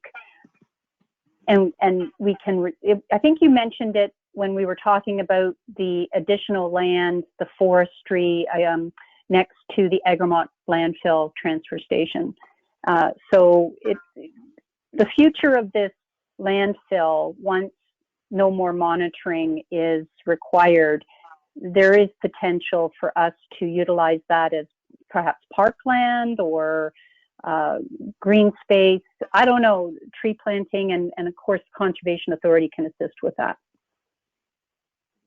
Okay. You're muted. We'll be doing as part of our climate change action plan strategy. Locally, we'll be creating a budget for projects that would be possibly contributed positive towards climate change action. And that very well could be one of them, but the departments will be assessing those by department and by property that they have control of or whatever. Super.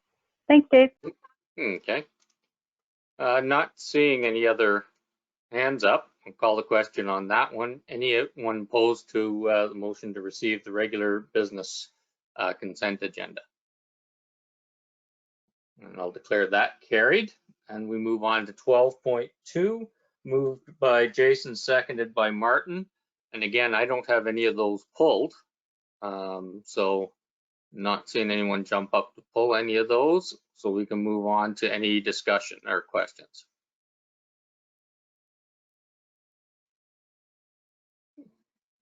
Okay, and not seeing any there, I'll call the question. Anyone opposed to receiving these? And that's carried by unanimous consent. Next is the resolutions consent agenda for resolutions from other municipalities. Moved by Michael, seconded by Jim. Nothing pulled there. Any comments or questions on any of those?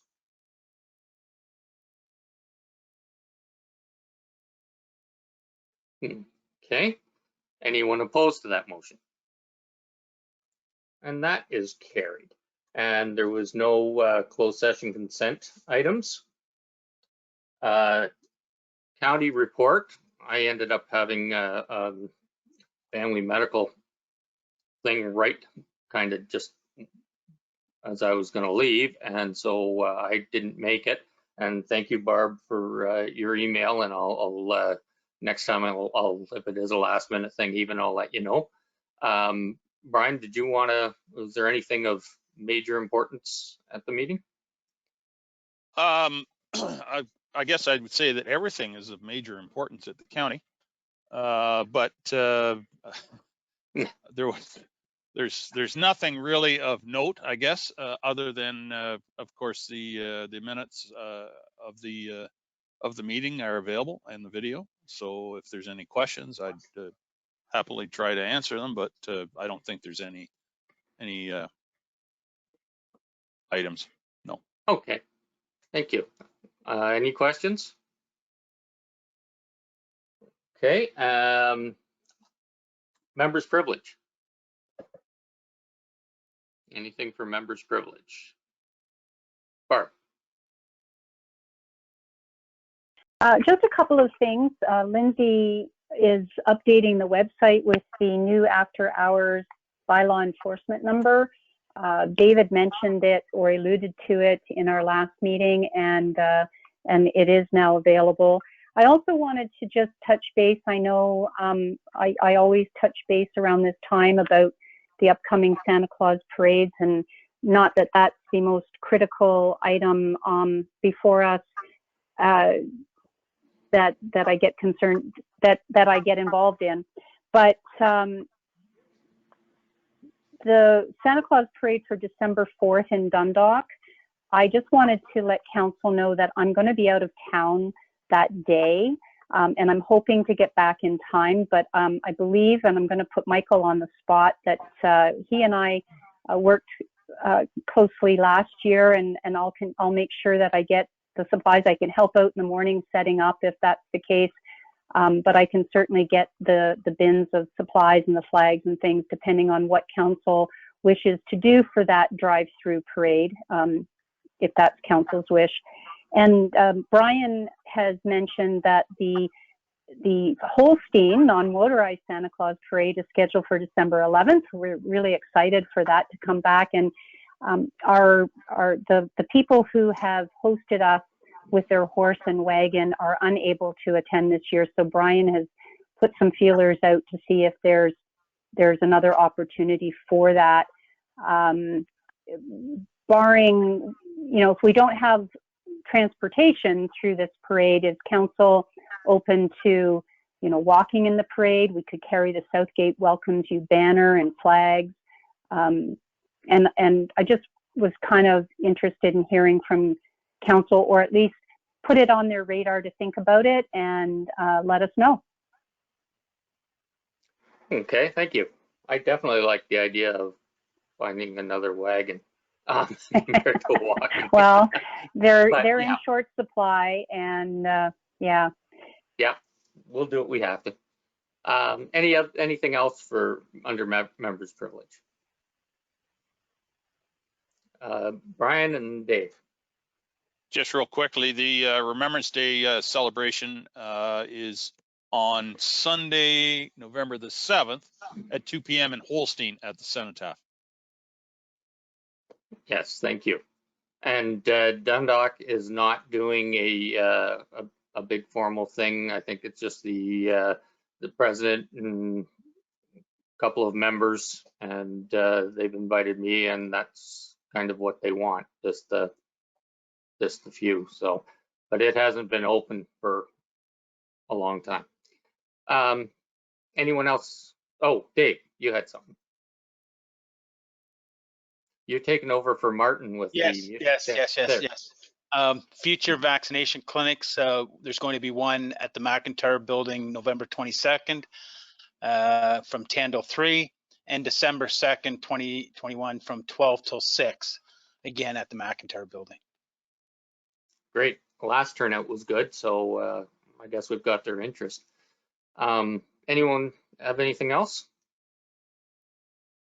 Okay, if not, I'd entertain a motion to go past noon. Barb and Michael, any discussion on that? Okay, anyone opposed? All right, so that is done. Next, we have a motion to go into closed. Moved by Barbara, seconded by Martin. Any discussion? Brian. Thank you, Mr. Mayor. I wonder if we could add another item to the reasons for going into closed sessions, and I'm not sure the exact wording. The clerk can provide it, but I believe what I'm looking for is the one information regarding an identifiable individual, or discussion regarding an identifiable individual. How does that go exactly, Lindsay? The term is personal, personal information. Anyway. I'm trying to think of it off the top of my head. Yeah. Personal matters. Personal matters of an identifiable individual. I would, yes, I would just caution that, because we don't typically do that. That's not enough. That's not notice to the public. I would not support that. But it's a closed meeting, and I believe it would be pertinent to the discussion that's likely to ensue on the item that is there.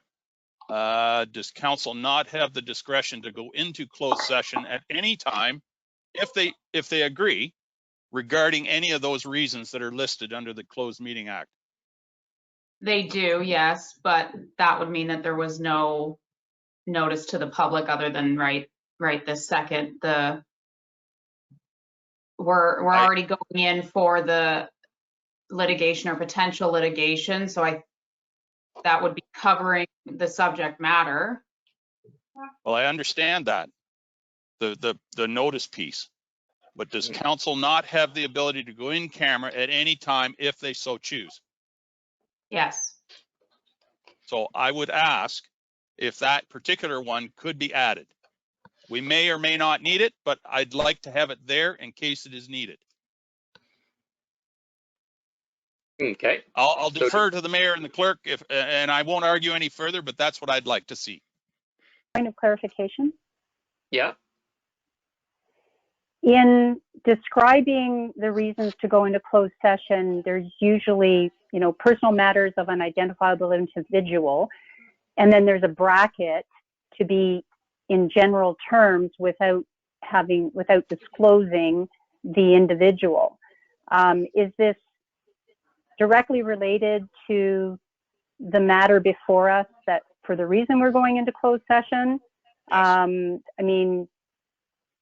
Yes. So it's more potential litigation and personal matters of about an identifiable individual, decision to appeal, and No. That's what is written right there right now. I know. Yeah, I guess it would. I'm trying to think. We're not. If Deputy Mayor Milne, he just said that it was about the subject matter that's already been on the agenda. So it's related to that, yes. We're not introducing a new subject matter. We're just adding clearer terms. Would you like an amendment?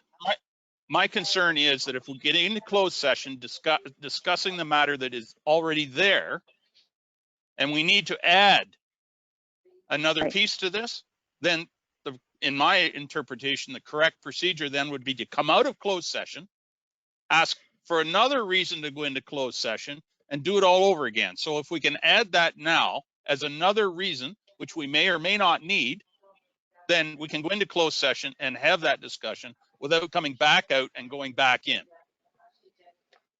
Yes, since we're not adding another, I'm just thinking in my head, since we're not adding another Topic. that should be permissible, yes. Okay, so do you need an We haven't- amendment to do No, that? we haven't approved the motion yet, so that can just be a friendly amendment to add that personal information about an identifiable individual and litigation or potential litigation with the same subject line. Thank you. Okay. All right, so we have the motion before us. Is anyone opposed to it as with the friendly amendment in? Okay, seeing none, that is passed with unanimous consent. And I'll call a recess, and we can meet over on the other. Go ahead, Barb. Can we agree that, I mean, we usually go directly over to closed session. A 5-minute recess would be appreciated at this point in time. And come back into, I'll be back, we can get in there within 5 minutes. Okay, yep. Thank you. No problems. Okay.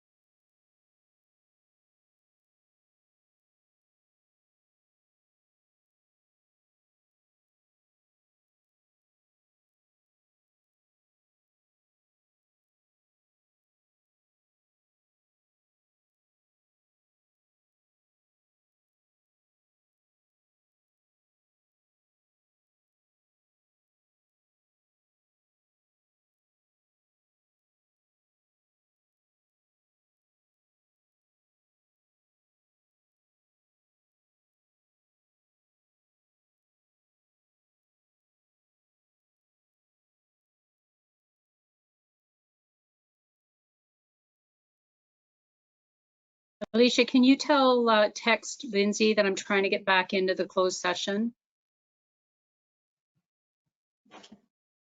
Yep, I can let her know.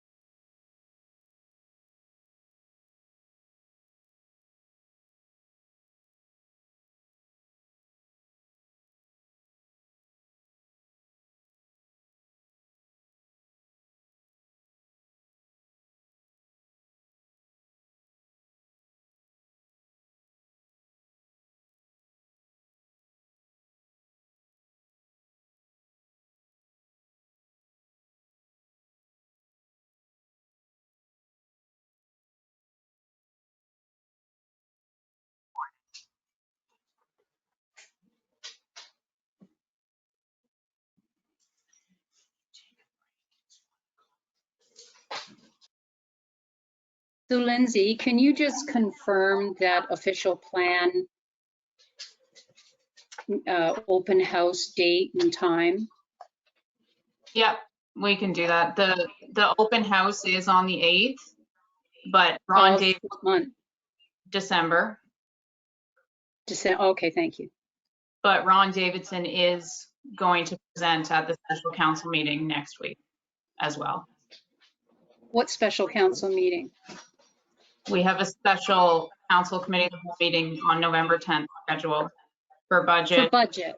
Thank you. And Okay. we're also adding an item for Ron. Okay, thank you. It's the budget, Sorry, that was the committee of the whole meeting. Thank you. Yeah. Mhm.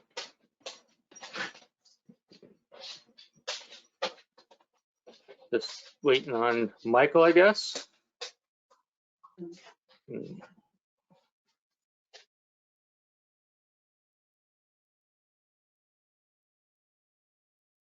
If I leave the meeting, I have a meeting at 1:30 with the Canadian Food Inspection Agency, so I'll be exiting just prior to 1:30. Okay, we've got everybody back. And we discussed in close just the items that were called for. Lindsay, if you could read a motion for us. Sure, Mayor Woodbury. So the motion coming out of closed is be it resolved that council receive the verbal report regarding the decision to appeal a recent court decision as information, and that council directs staff to arrange a special meeting in closed session with the township solicitor as soon as possible to review the recent court decision.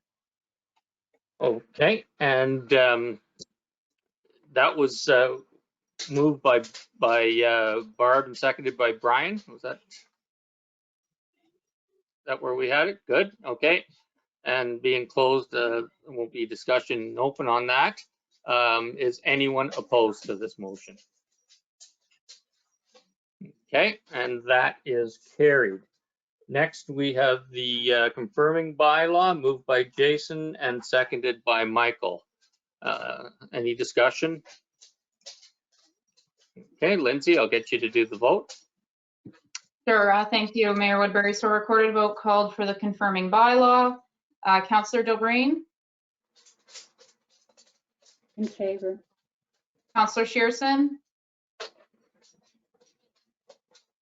Yes. Councillor Frew, Yes.